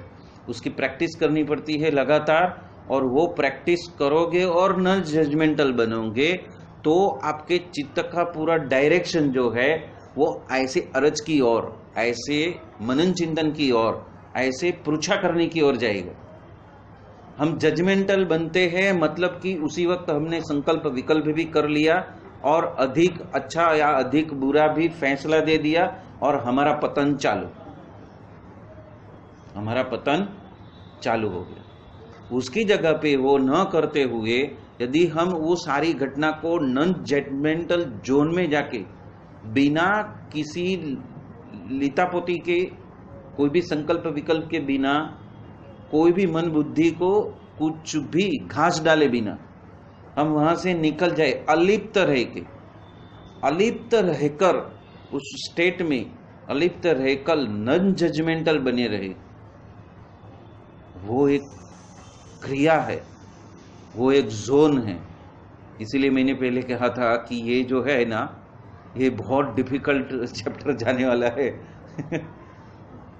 क्योंकि यहाँ पे सेंटेंस में एक ऐसी प्रैक्टिस है जिसको पचाने के लिए जीव को 1-2 साल लग जाते हैं। नॉन जजमेंटल स्टेट में आने के लिए कुछ फॉर्मूलाज है, और उस फॉर्मूला को यूज करते करते अपने डेली लाइफ में उसका अभिन्न बनाते बनाते 1 से 2 साल लगता है। और उसकी ट्रेनिंग लेते लेते मुझे 3.5 साल लगे थे। नॉन जजमेंटल वो एक स्टेट है, आत्मा का और मन बुद्धि शून्यता का एक स्टेट है। और हाँ, वो एक स्थिति है, वो स्थिति स्टेट उसको स्टेट मतलब स्थिति। वो स्थिति में आप स्थिर हो, स्टेज नहीं, स्टेट ऑफ बीइंगनेस। स्टेट ऑफ बीइंगनेस, मेरी आत्मा की क्या स्थिति है, मैं नॉन जजमेंटल स्टेट में हूं क्या। तो वो STAT स्टेट, वो अवस्था, उसको अवस्था बोलते हैं। मैं उस अवस्था में पहुंच गया हूं क्या। नींद से भी उठना, कोई मुझे उठाए और मेरे ऊपर पूरी कोलगेट की ट्यूब लगा दे, तब भी मैं नॉन जजमेंटल स्टेट पे रह सकता हूं क्या। सामने वाला जो मजा लेने की कोशिश कर रहा है, उस घड़ी में उसको दिव्य मान के उसके जैसा मैं बन सकता हूँ क्या? वो आनंद लेने के लिए कर रहा है। तो क्रोध करने के बजाय मैं भी उसके साथ के आनंद में सम्मिलित होता हूँ क्या? नहीं तो यूजुअली क्या होता है, हम गहरी नींद में पड़े और किसी ने हमें जगह के पूरे चेहरे पे कोलगेट लगा दी तो बोले हैप्पी क्रिसमस, हाँ हमने आपको सांता क्लॉज बना दिया। तो वो स्टेट की बात है। जब आप गहरी नींद में सुषुप्त अवस्था में हो और कोई आपको ऐसा जगह के पूरा कोलगेट लगा देवे आपके चेहरे पे, बोला हैप्पी क्रिसमस, कैसा लगेगा? तो वहां पे आप निश्चिंत हो, वहां पे सामने वाले के होश के अंदर प्रवेश करते हो और उसकी जो मस्ती का जो आनंद है उसमें आप सम्मिलित होते हो, उसको कहते हैं नॉन जजमेंटल स्टेट। सुषुप्ति में से तुरंत जाके भी आपका विरोध नहीं है, अविरोध वृत्ति, उसके आनंद में मेरा आनंद समझ के उसकी लीला में मैं प्रवृत्त हो जाऊं और उसका आनंद कैसा बढ़े वैसा मेरा वर्तन हो, उसको कहते हैं नॉन जजमेंटल स्टेट। वो मुझसे कुछ खेलना चाहता है, कुछ आनंद लेना चाहता है, अपना समझ रहा है, और उसके विपरीत यदि हमने गुस्सा करके उसको बुरा भला बोल दिया तो क्या होएगा? आनंद की जगह पे जिंदगी भर का आटी, जिंदगी भर की आटी हो सकती है कि मेरे साथ में ऐसा कैसा किया, तेरे जैसा समझाया गया, तो क्या हो जाएगा? संकल्प विकल्प का प्रादुर्भाव और जीव के साथ में आटी। और वो आटी किस में परिवर्तित हो सकती है? शत्रुता में भी परिवर्तित हो सकती है। तो वो जहां से संकल्प विकल्प से जो आपका अधपतन चालू होता है वहां पे ही फुल स्टॉप, कॉमा नहीं, अर्धविराम नहीं, पूर्ण विराम। और पूर्ण विराम में सामने वाले के होश के साथ में जुड़कर उसके आनंद में आनंद मनाना। वो हमें जोकर बनाना चाहता है तो जोकर बनने का नाटक करके उसके साथ में आनंद लेना। तब मैं कौन हूं, मेरा पोजीशन क्या है, मेरी स्थिति क्या है, वो सब भूल जाना। सत्पुरुष है तो भी दिव्यता। मैं तो भक्त की बात करता हूं कि भक्त है तो भी दिव्यता है, तो सत्पुरुष है तो अति दिव्यता, अति दिव्यता। हाँ महाराज, आपने मुझे ऐसा योग्य समझा कि आप मेरे साथ में ये खेल खेलने के लिए आपने मुझे चुना, और कोई नहीं, और मुझे चुना ये खेल खेलने के लिए। तो वो उनकी आत्मीयता का प्रदर्शन कर रहे हैं कि वो उस लेवल पे आके आपके साथ में वर्ताव कर सकते हैं। वहां पे वो उन्होंने अपना बड़प्पन छोड़ दिया, अपना गुरु का पद छोड़ दिया, और आपके जैसे होके आपके साथ में उस प्रसंगोपात वो भी जोकर बनने के लिए तत्पर है। आपने उनको सांता क्लॉज का टोपी पहना दिया तो वो पहन के पोज देने के लिए तैयार है, हालांकि वो सांता क्लॉज से कई गुना बड़े हैं, लेकिन आपकी भावना को वो स्वीकार करते हैं। नहीं तो बोल सकते हैं क्या सांता क्लॉज के साथ में मुझे कंपेयर किया, मैं सांता क्लॉज जैसा हूं क्या? कह सकते हैं, लेकिन वो ऐसा नहीं करते। वो आपके आनंद में खुद का आनंद मानकर आपके जैसा बनकर उसका आनंद ही विस्तारित करते हैं। इसको कहते हैं नॉन जजमेंटल, इसको कहते हैं नॉन जजमेंटल। कोई जजमेंट नहीं, मैं कौन हूं, तू कौन है, वो संकल्प विकल्प, वो भेद, भेदातीत जो शब्द आया ना आगे के पेज में, भेदातीत जो शब्द आया ना, वो भेदातीत अवस्था में रहकर सामने वाले के कॉन्शियसनेस को अपने जैसा ही मानकर, उनके जैसा होकर, उनके जैसे ही लीला में प्रवेश कर लेना, दैट इज नॉन जजमेंटल। अभी समझो छोटा बच्चा है, हाँ, वो कुछ खेल के आया और गंदे हाथों से आप बाहर जाने वाले हैं, उस कपड़े को पूरा रंग दिया, तो आप उसको डांटोगे, मारोगे, गुस्सा होगे, या उसके खेल में सम्मिलित होगे? उसके खेल में सम्मिलित होगे तो आप नॉन जजमेंटल, तो आप उसके सच्चे पिता हो। उसका लेवल वो नहीं है कि आप बाहर जा रहे हैं, उसका लेवल वो नहीं है कि आप बाहर जाने के टाइम पे ऐसे गंदे कपड़े होंगे तो आपकी नामोशी होगी। वो निर्दोष है, वो निर्दोषता में आपके साथ में अपना खुद का मानकर वो खेल खेलने आया। उसको मिट्टी है, दाग है, कलर है, नामना है, बड़प्पन है, उसको उसके साथ में कुछ लेना देना नहीं है। उनका आपके साथ में प्यार है, इसीलिए वो आपके साथ में आलिंगन करने को आ रहा है, आपके साथ में खेलने के लिए आ रहा है, वो आनंद के जोन में है, तो आप उसको कैसे डांट सकते? यदि आपने डांटा तो आपने उसको अपना माना ही नहीं, यदि आपने डांटा तो आप अपरिपक्व हो, आपको संबंध की महिमा ही नहीं है। किसका बेटा है, उसकी अवस्था क्या है,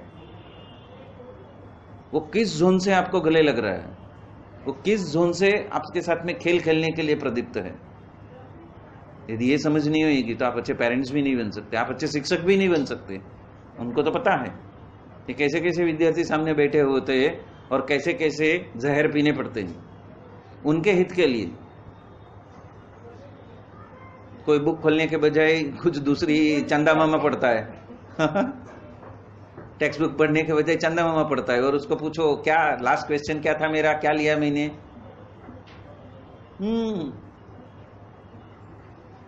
उस वक्त दिव्य मानना, उस वक्त नॉन जजमेंटल होना, उस वक्त उसके हित के बारे में सोचना, उस वक्त उसके हाथों से चंदा मामा निकाल के आप क्या देना चाहते हो उसके समझ के लिए उसकी प्रस्तुति हो जाए, वो प्रस्तुत हो जाए, इस तरह का आपका व्यवहार हो जाए।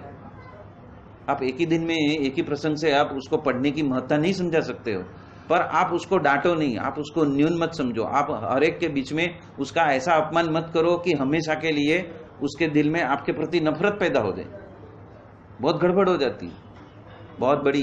ये जो छोटे मानस जो है ना, छोटा बाल मानस है ना, उसमें बहुत गहरी इंप्रेशन हो जाती है यदि आपने उसको डांटा, फटकारा या आपने उसका विरोध किया तो। उसी तरह यदि हमने भी संकल्प विकल्प किया, विरोध किया और अपनी मन बुद्धि चलाने की कोशिश की, तो सत्पुरुष हमारे होने वाले पतन को देखते हैं, और वो पतन न हो जाए उसके लिए वो खुद माला करते हैं, या तो धुन करते हैं, या तो प्रदक्षिणा करते हैं, या तो साष्टांग दंडवत करते हैं कि अभाव ले लिया। किसका ले लिया?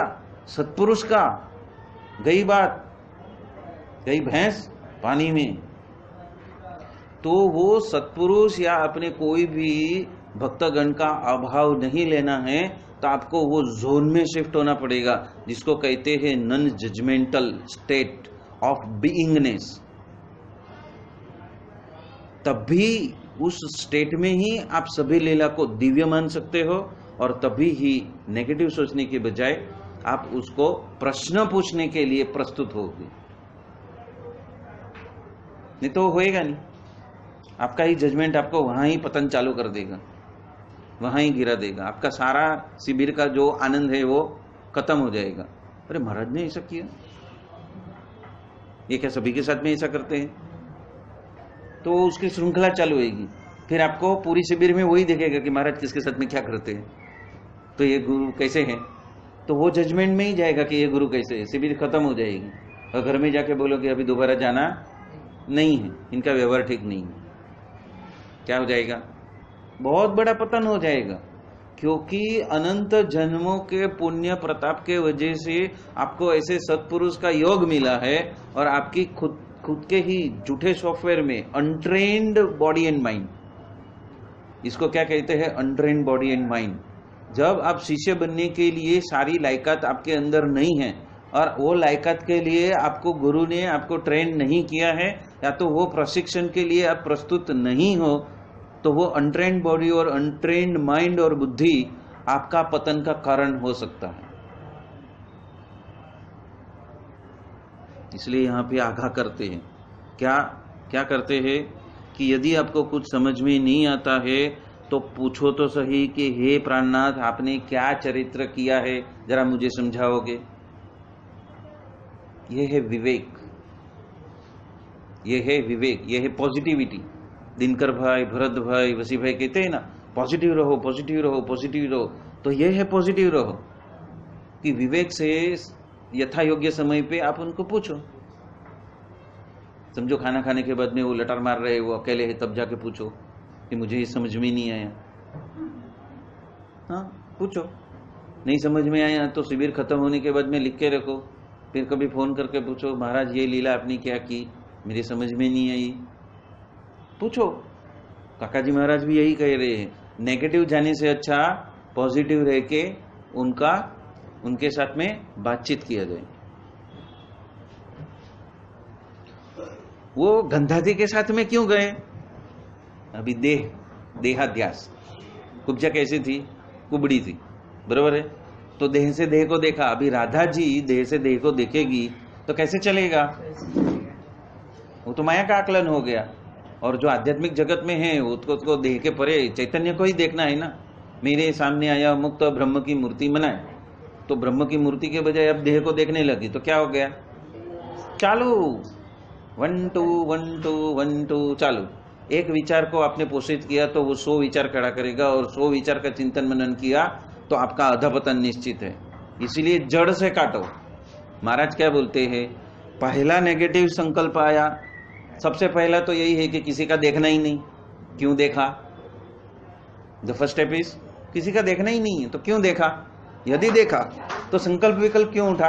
और यदि संकल्प विकल्प उठा तो पॉजिटिव जाओ। नेगेटिव हो रहे हो तो तीसरा स्टेप क्या है? पॉजिटिव जाओ। और पॉजिटिव जाने के बाद में और एक स्टेप है, नॉन जजमेंटल हो जाओ। क्यों ये मैं चिंतन मनन किसी और की क्रिया का चिंतन मनन मैं क्यों कर रहा हूं? मुझे राइट ही नहीं है। मुझे नॉन जजमेंटल रहना है, मुझे स्थित प्रज्ञ रहना है। मुझे क्या रहना है? स्थित प्रज्ञ रहना, ज्ञाता दृष्टा के जोन में रहना है, नॉन जजमेंटल स्टेट में रहना है। तो ये जो स्पिरिचुअल प्रैक्टिस है उसको जब आप अपने जीवन में उतारोगे और उस जोन में आओगे, तब जाके ये फॉर्मूला जो दी है वो सार्थक होगी। कौन सी फॉर्मूला? तू दिव्य, तेरे सब दिव्य और तेरी संपूर्ण लीला दिव्य। मेरे साथ में और अन्य भक्तों के साथ में 24 घंटे में जो कुछ भी लीला हो रही है वो सब दिव्य। तब वो साकार होगी। आप नॉन जजमेंटल जोन में जाओगे तो ये फॉर्मूला साकार होगी आपके जीवन में। उसके अनुरूप आपकी वृत्तियां आएगी, तब आपका एलिवेशन होएगा। आपके आत्मा का एलिवेशन कब होएगा? आप बंधन से अभी मुक्त हो रहे हो। आप ही आत्मा के उद्धार के लिए निमित्त बनते हो। गुरु क्या करेंगे? ज्ञान देंगे। कार्य किसको करना है? खुद को करना है। और खुद जब उस जोन पे जाओगे तो आप ही आपके गुरु हो। और इसलिए योगी बाबा बोलते थे, हे गुरु, ऐसा नहीं सोच सकते, ये मेरे गुरु है। हाँ, ये मेरे गुरु है। और गुरु की हर लीला दिव्य लगनी चाहिए। नॉट ओनली दिव्य लगनी चाहिए, पर कोई यदि उनके बारे में नेगेटिव सोचता है तो उसको भी ब्रेक मारना चाहिए। अरे गुरु ऐसा नहीं बोलते। तो ये कौन से गुरु को बोला? जो गुरु अंदर होश बनकर ऊर्ध्व रेता बनने के लिए, ऊर्ध्वगामी बनने के लिए जो गुरु के सम्मुख समर्पित हुआ है, उसको पॉजिटिविटी में लेके जाना। यदि कोई मेरे आजू बाजू में नेगेटिविटी में जा रहा है या तो संकल्प विकल्प में जा रहा है, वहां पे भी ब्रेक मारना।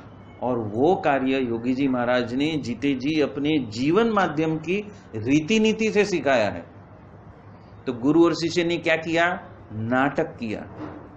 एक ऐसा भव्य नाटक किया जिसके वजह से उसको, उस घटना को चरितार्थ या तो चिंतन मनन करने वाले के अंदर से भी ये जो स्थिति है वो उनके ऊपर लौट सके। नॉन जजमेंटल की स्थिति में, स्थित प्रज्ञता की स्थिति में, ज्ञाता दृष्टा की स्थिति में, पॉजिटिविटी की स्थिति में, संकल्प विकल्प रहितता की स्थिति में वो वापस लौट सके। और वो लौटे बिना ऊर्ध्वगमन पॉसिबल नहीं है। जीव का शिव होना पॉसिबल नहीं है। शिव का अक्षर मुक्त होना पॉसिबल नहीं है। उसका ब्रह्मरूप होना पॉसिबल नहीं है। ये सब उत्क्रांति के स्टेजेस हैं। अभी क्या है? अभी एक संकल्प, एक नेगेटिविटी को लिया तो उसकी श्रृंखला क्या चली? तो वो गंधाती के साथ में क्यों गए? मतलब देह का विवरण, हाँ, फिर काल का विवरण। जाना था तो 1 घंटे जाते, पूरी रात भर क्यों गए? श्रृंखला चलेगी। एक नेगेटिव विचार, किसी के बारे में देखना नहीं है, उसके जगह पे आप देखते हो और देख के फिर उसका विवरण करते हो। घटना एक बार हुई और आप हजारों बार उसको रिपीट कर रहे हो। तो सबसे गंधाते कौन हुए? वो हुए कि आप हुए? उनका तो दिव्य भाता, वहां पे कोई कूड़ा कचरा नहीं है, लेकिन कूड़ा कचरा हमने देखा और हम ही गंदे हो गए। और एक बार नहीं, 1000 बार हो गए। एक बार नहीं, 1000 बार गंदे। हमने अपने चित्त को गंदा किया ना। चित्त कैसा है? चिपकू। जो सोचोगे उसको अट्रैक्ट करेगा। हम क्या सोच रहे हैं? नेगेटिव। नेगेटिव बात को सोच रहे तो नेगेटिव बात ही आएगी। प्रकृति क्या समझेगी? भाई उसको नेगेटिविटी अच्छी लगती है, दे उसको और भर भर के दे। नेगेटिविटी करनी है ना, और दे, टन के हिसाब से दे। 1 किलो 2 किलो 10 किलो में नहीं। फिर वो नेगेटिविटी टन के हिसाब से आएगी और फिर बोलोगे मैं शिविर में जाके आई और बीमार हो गई।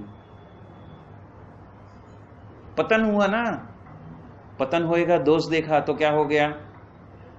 महाराज क्या करेंगे? कल हमने देखा, अध्याय 10 में देखा, महाराज क्या करेंगे?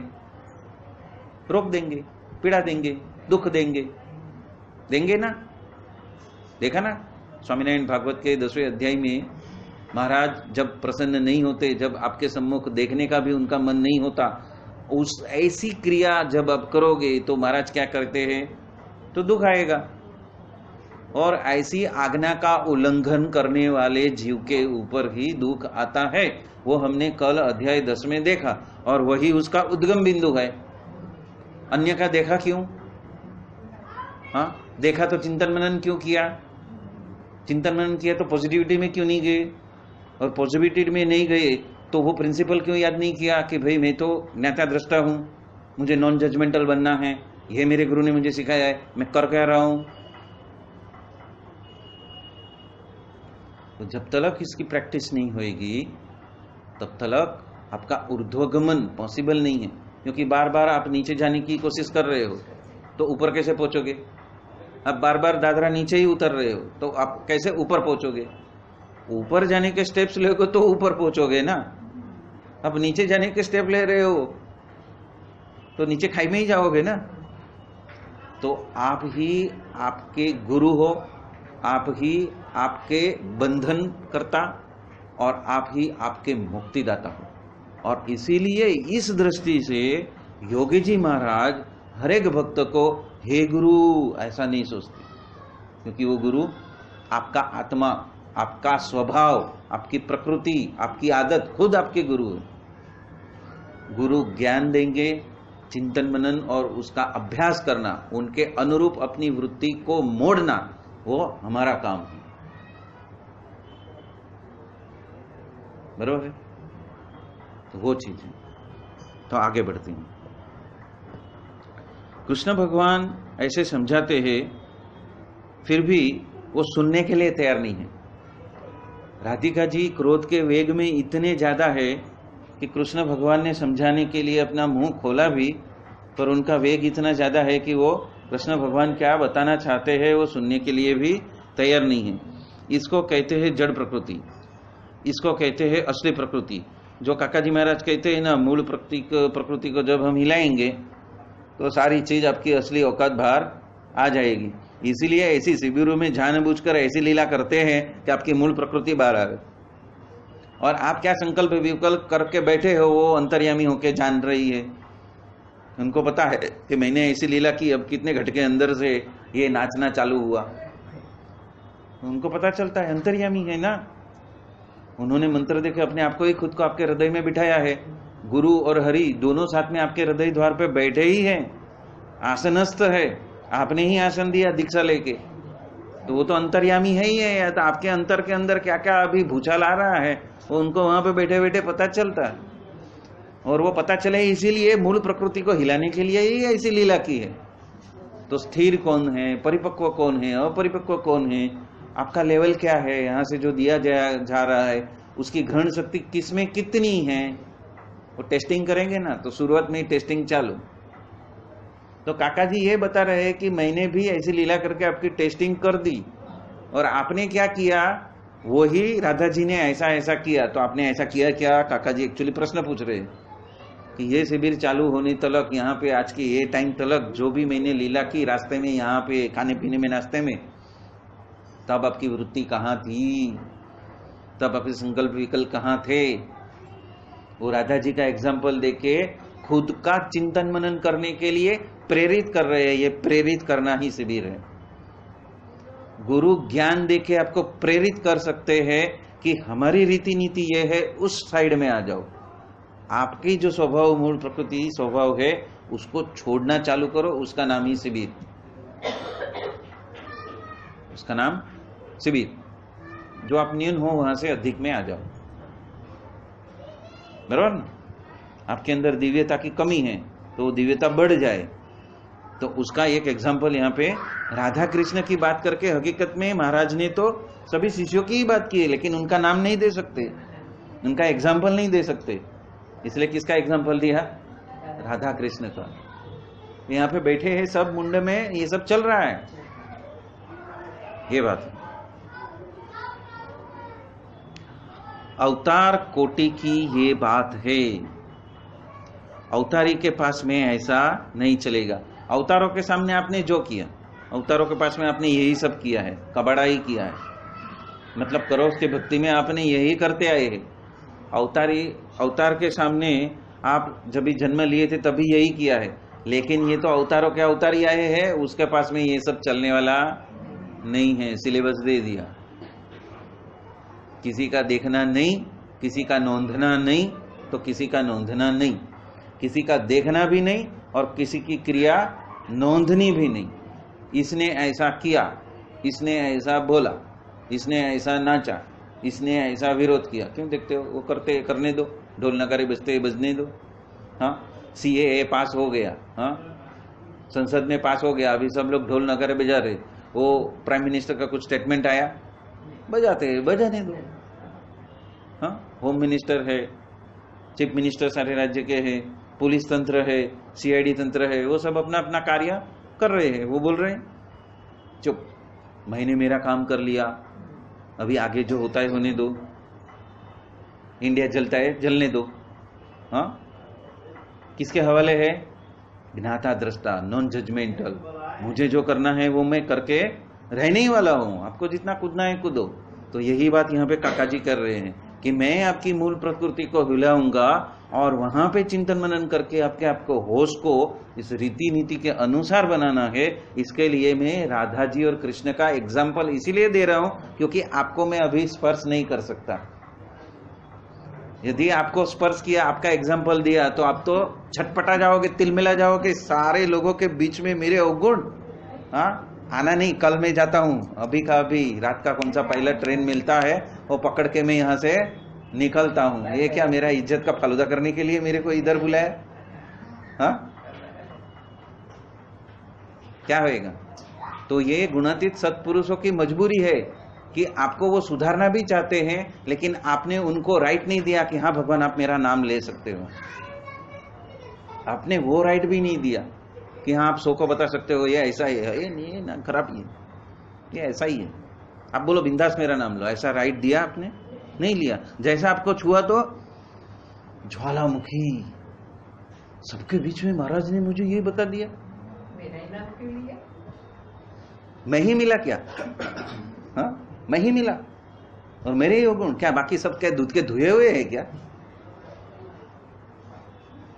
तो वो जो बात है, वो बात यहाँ पे महाराज अलग अलग चरित्र करके करते हैं। अभी कभी क्या होता है कि कोई एक व्यक्ति ने पूरे समय की बहुत दिन रात मेहनत करके उसने बहुत मस्त सेवा अदा की, उसके भाव भी बहुत अच्छे थे, लेकिन जो कुर्सी में बैठे रहा ना, महाराज उसकी 100 बार बात करेंगे, उसके गुणगान गाएंगे, तो वो सामने वाले को क्या लगेगा? मतलब मैंने कुछ किया ही नहीं, कि महाराज मेरी बात करते ही नहीं। यहीं पे वो जो मूल प्रकृति का छेड़ने की बात है ना, वो जानबूझ के ऐसा करते हैं। जिसने कुछ नहीं दिया ना उसका महाराज ओहो ओहो क्या सेवा था, वाह तू बहुत मान, जानबूझ के करेंगे, उसने कुछ किया नहीं है। लेकिन किसकी टेस्टिंग किसकी हो रही है? उसका मान और अहंकार गिरा है कि नहीं?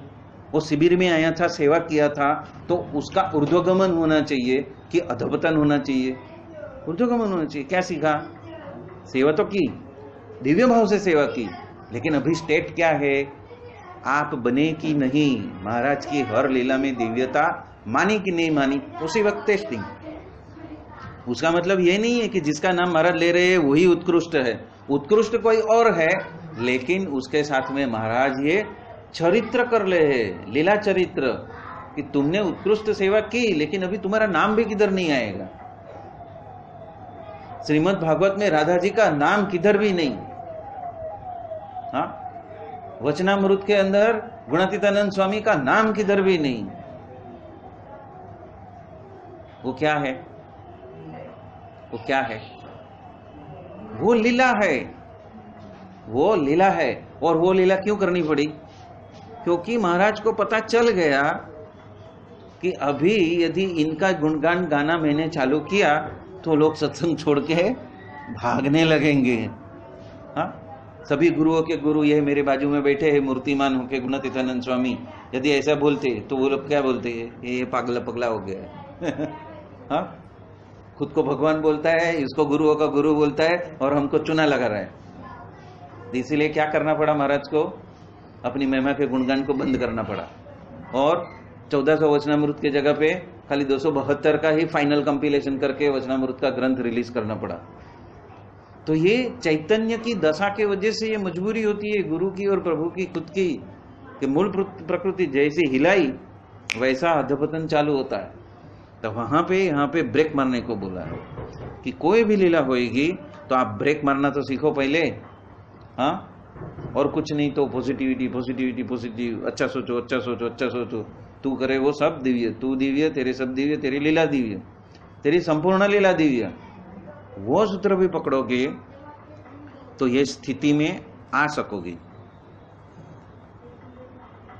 ये अवतारी के पास में ऐसा नहीं हो सकता। राधिका जी ने सुना नहीं, फिर भी कृष्ण कहते हैं कि सुन रात की, तुम भी सुनो, सब पटरानियों आप भी सुनो, कि आप मुझे पहचान नहीं सके, मेरे दिव्य चरित्रों को तुमने दिव्य माना, पर जब आप में मूंझवण आती है तब आपने दिव्य माना। जब मैंने दिव्य चरित्र किया तब तो आपने मुझे दिव्य स्वीकार किया, लेकिन जब मूंझवण आई तब भी आपने क्या स्वीकार किया कि मैं दिव्य हूं या तो मेरे सारे चरित्र दिव्य है। मुझे तत्व से पहचानो। मतलब यहाँ पे क्या कहते हैं कि गुरु का जो तत्व है वो नाम और रूप नहीं है। इसी तरह काका जी भी आए, वो नाम और रूप नहीं है, वो तत्व से अलग है। वो देह रूप नहीं है, नाम रूप नहीं है, आकार रूप नहीं है, पर वो तत्व से क्या है? वो गुणातीत अक्षर ब्रह्म है। और जिन्होंने अपने अंदर अपने गुरु की अनंत अनुग्रह से वो पूर्ण पुरुषोत्तम की जो मूर्ति है उसको हृदय में अंकित कर ली है। तो अब कर्ता हर्ता कौन है? वो पूर्ण पुरुषोत्तम ही है। अब ये कठपुतली हो गया। ये क्या हो गया? उसका अंदर का मैं मर गया और क्या हो गया? तू ही है, तू ही है, तू ही है, तू ही है, तू ही है। हरिप्रसाद स्वामी क्या बोलते हैं? तू ही है, तू ही है, तू ही है। वो कौन से जोन से? हृदय में बैठी हुई जो मैं मूर्ति हूं, मैं साक्षात मूर्तिमंत श्री जी स्वरूप जैसा हूं, ये जो मेरी मान्यता है, ये जो मेरा ज्ञान है, वही हर बार आए। तो मैं कहां? अब गुरु और प्रभु ही बाकी बचे हैं, और कुछ मेरा मुझ में कुछ नहीं, तेरा तुझ में सब कुछ। तो अब संपूर्ण लीला तेरी इस माध्यम से हो रही है, तो कहा मैं कहां आया?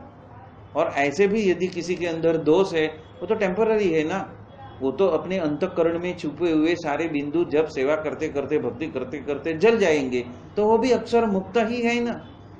तो वो अक्षर मुक्त आज नहीं, 10 साल 15 साल 20 साल अगले जन्म में होने ही वाला है।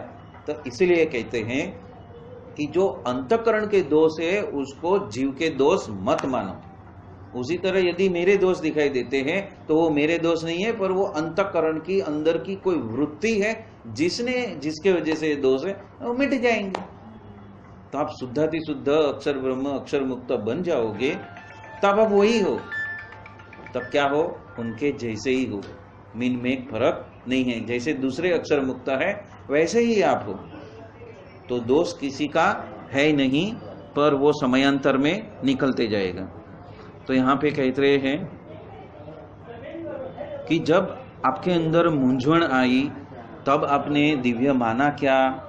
अपने आप को प्रश्न करो, अपने आप को प्रश्न करो कि जब मेरे जीवन में बहुत सारी तकलीफें आई, मूंझवण आई, हाँ, असमंजस की स्थिति आई, तब मैंने मेरे गुरु को, मेरे प्रभु को दिव्य माना क्या?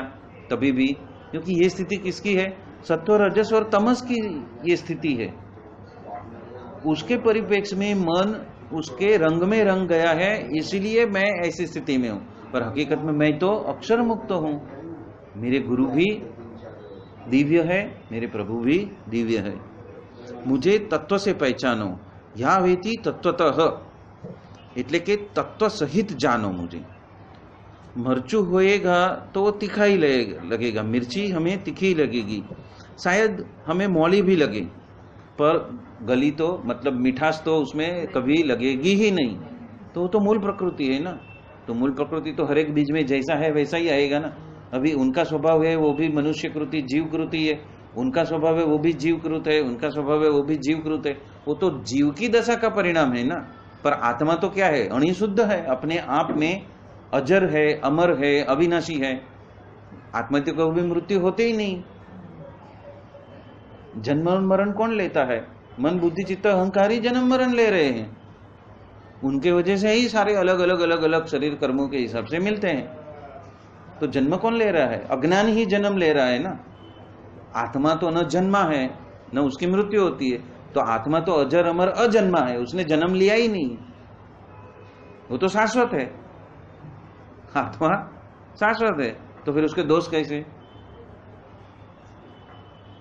तो मेरे सामने आया हुआ मुक्त सर्वथा अन्यथा यथोचित निर्दोष ही है, और मुझे उस निर्दोष तत्व की पहचान करनी है और उस तत्व को रिस्पॉन्स देना है, ताकि मेरा सॉफ्टवेयर मूल प्रकृति भी बंद हो जाए। इसीलिए क्या बोला, किसी का देखना नहीं है, किसी का देखा भी मत। यदि हमारे सामने शक्कर है तो वो कभी हमें तीखी लगेगी ही नहीं। सपने में जो आया हुआ जो सपना है वो उसका कभी साख होता नहीं है। सपने में मुझे कुछ भी दिखाई दिया तो उसका हम साग बना सकते हैं? नहीं बना सकते, उसकी सब्जी नहीं बना सकते। वो सपना सपना ही रहता है, वो खिस्से में समा नहीं सकता है।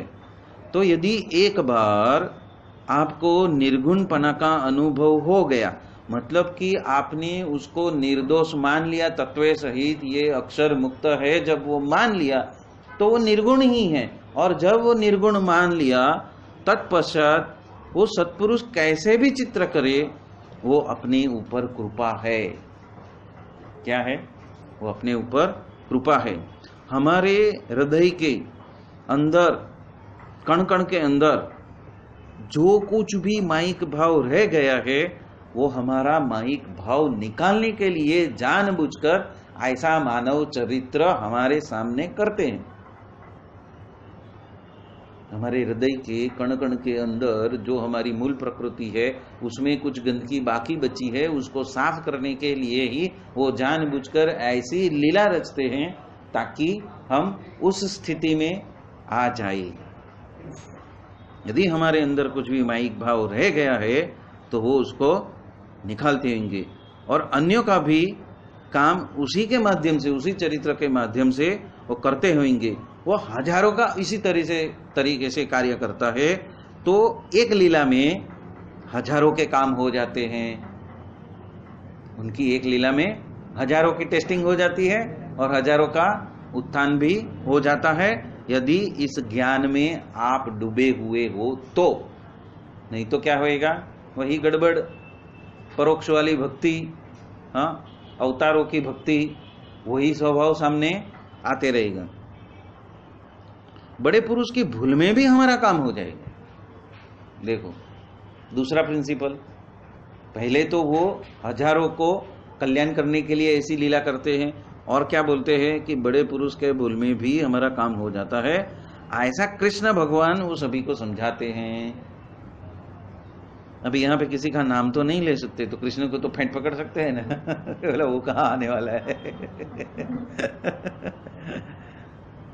अभी क्या कहते हैं, छोड़ो आप सबकी जड़ बुद्धि, आपका ढापण करोड़ों सालों का है और वो जहर है, वो जहर से भी भयंकर है।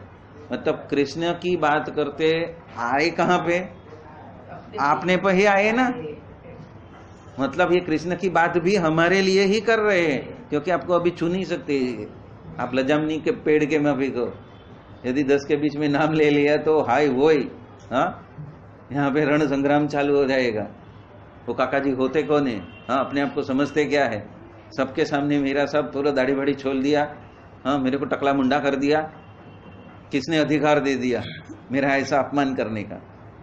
तो ये जो मूल प्रकृति है, तो आखिर में काका जी महाराज अपने खुद के हर एक अक्षर मुक्त की ही बात कर रहे हैं कि छोड़ो आप सबकी ये जो जड़ बुद्धि है, आपका जो करोड़ों साल का जो ढापन है, ये जो जहर है, वो जहर से भी भयंकर है। मैं समझता हूं और मेरे पास में ही अक्ल है और मेरी अक्ल ही सही है। ये सारे सॉफ्टवेयर को छोड़ दो। ये तो अभी पहला ही पेज है, भयंकर जा रहा है ना? हाँ, भयंकर जा रहा है ना? समझ में आ रहा है? तो अनंत कृपा है। यदि ये बातें आपके समझ में उतर रही है तो हमें इतना धन्यवाद करना चाहिए इन सत्पुरुषों को कि उनके संकल्प के वजह से, उनकी इच्छा के वजह से, उनके अनुग्रह के वजह से आज उन्होंने हमें ये चीज समझने का मौका दिया और हम प्रस्तुत है उसको समझने के लिए पूरे होश के साथ में। तो हमारे अंदर से पूरा का पूरा अहोहो भाव ही निकले। तो काका जी यहाँ पे बता रहे हैं कि वो तो जहर से भी पूरा भयंकर है और मैं जो समझता हूँ मेरे पास में ही अकल है और वही सही है। वो सारा जो सॉफ्टवेयर है उसको निकाल डालो। ये इस भयंकर रोग को पहले निकालो। निर्दोष बुद्धि को डेवलप करो, ज्ञाता दृष्टा के भाव को डेवलप करो। हाँ, नॉन जजमेंटल स्टेट के अंदर आ जाओ, संकल्प विकल्प रहितता के अंदर आ जाओ।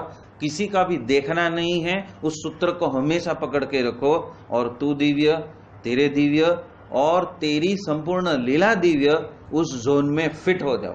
अपने होश को अपने ही आप में आप अपने खुद के गुरु बन के अपने होश को घुमाओ।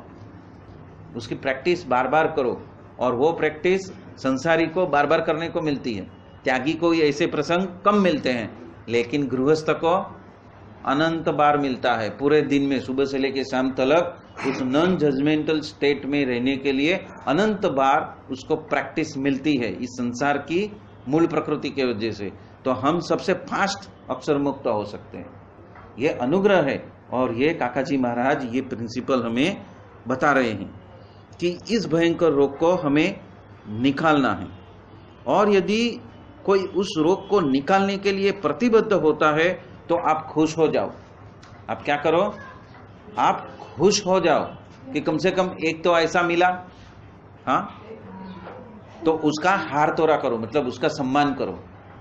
यदि कोई ऐसी स्पिरिचुअल प्रैक्टिस करने के लिए तत्पर हो गया है तो उसको हार तोड़ा पहना हो और आप ऐसे ऐसे मुक्त के मित्र हो जाओ। मैं अबुध हूं, मैं अज्ञानी हूं और स्वरूप ज्ञान में मैं कुछ भी जानता नहीं हूं और आप निर्गुण पुरुष हो, ऐसी भावना रखो। क्या सूत्र दिया? सिंपल सूत्र दिया काका जी महाराज ने। शिविर के पहले ही 10 मिनट के अंदर इतना बड़ा सूत्र दे दिया। ये अभी 10 मिनट भी नहीं हुई है। काका जी को ये बात बताने के लिए 10 मिनट भी नहीं हुई कि यदि ऐसा भयंकर रोग निकालने के लिए कोई प्रस्तुत है तो उसका सम्मान करो, उससे आप अपनी खुशी जताओ, उसके साथ में मित्रता करो। और मैं अबुध हूं, मैं अज्ञानी हूं और स्वरूप ज्ञान में मैं कुछ भी जानता नहीं हूं और आपको निर्गुण पुरुष माना है, तो ऐसे ही भाव रखो, यही भाव में स्थिर रहो। तो ये आज के लिए हम यहाँ पे यही संपन्न करते हैं और इसी के साथ में आप सभी को जय स्वामी नारायण। धाम धामी मुक्तों की जय जय जय। सहजानंद स्वामी महाराज की जय जय जय। परम पूज्य श्री भरत भाई, वसी भाई, दिनकर भाई की जय जय जय। सर्वे गुणातीत संतों की जय जय जय। आज के आनंद की जय जय जय।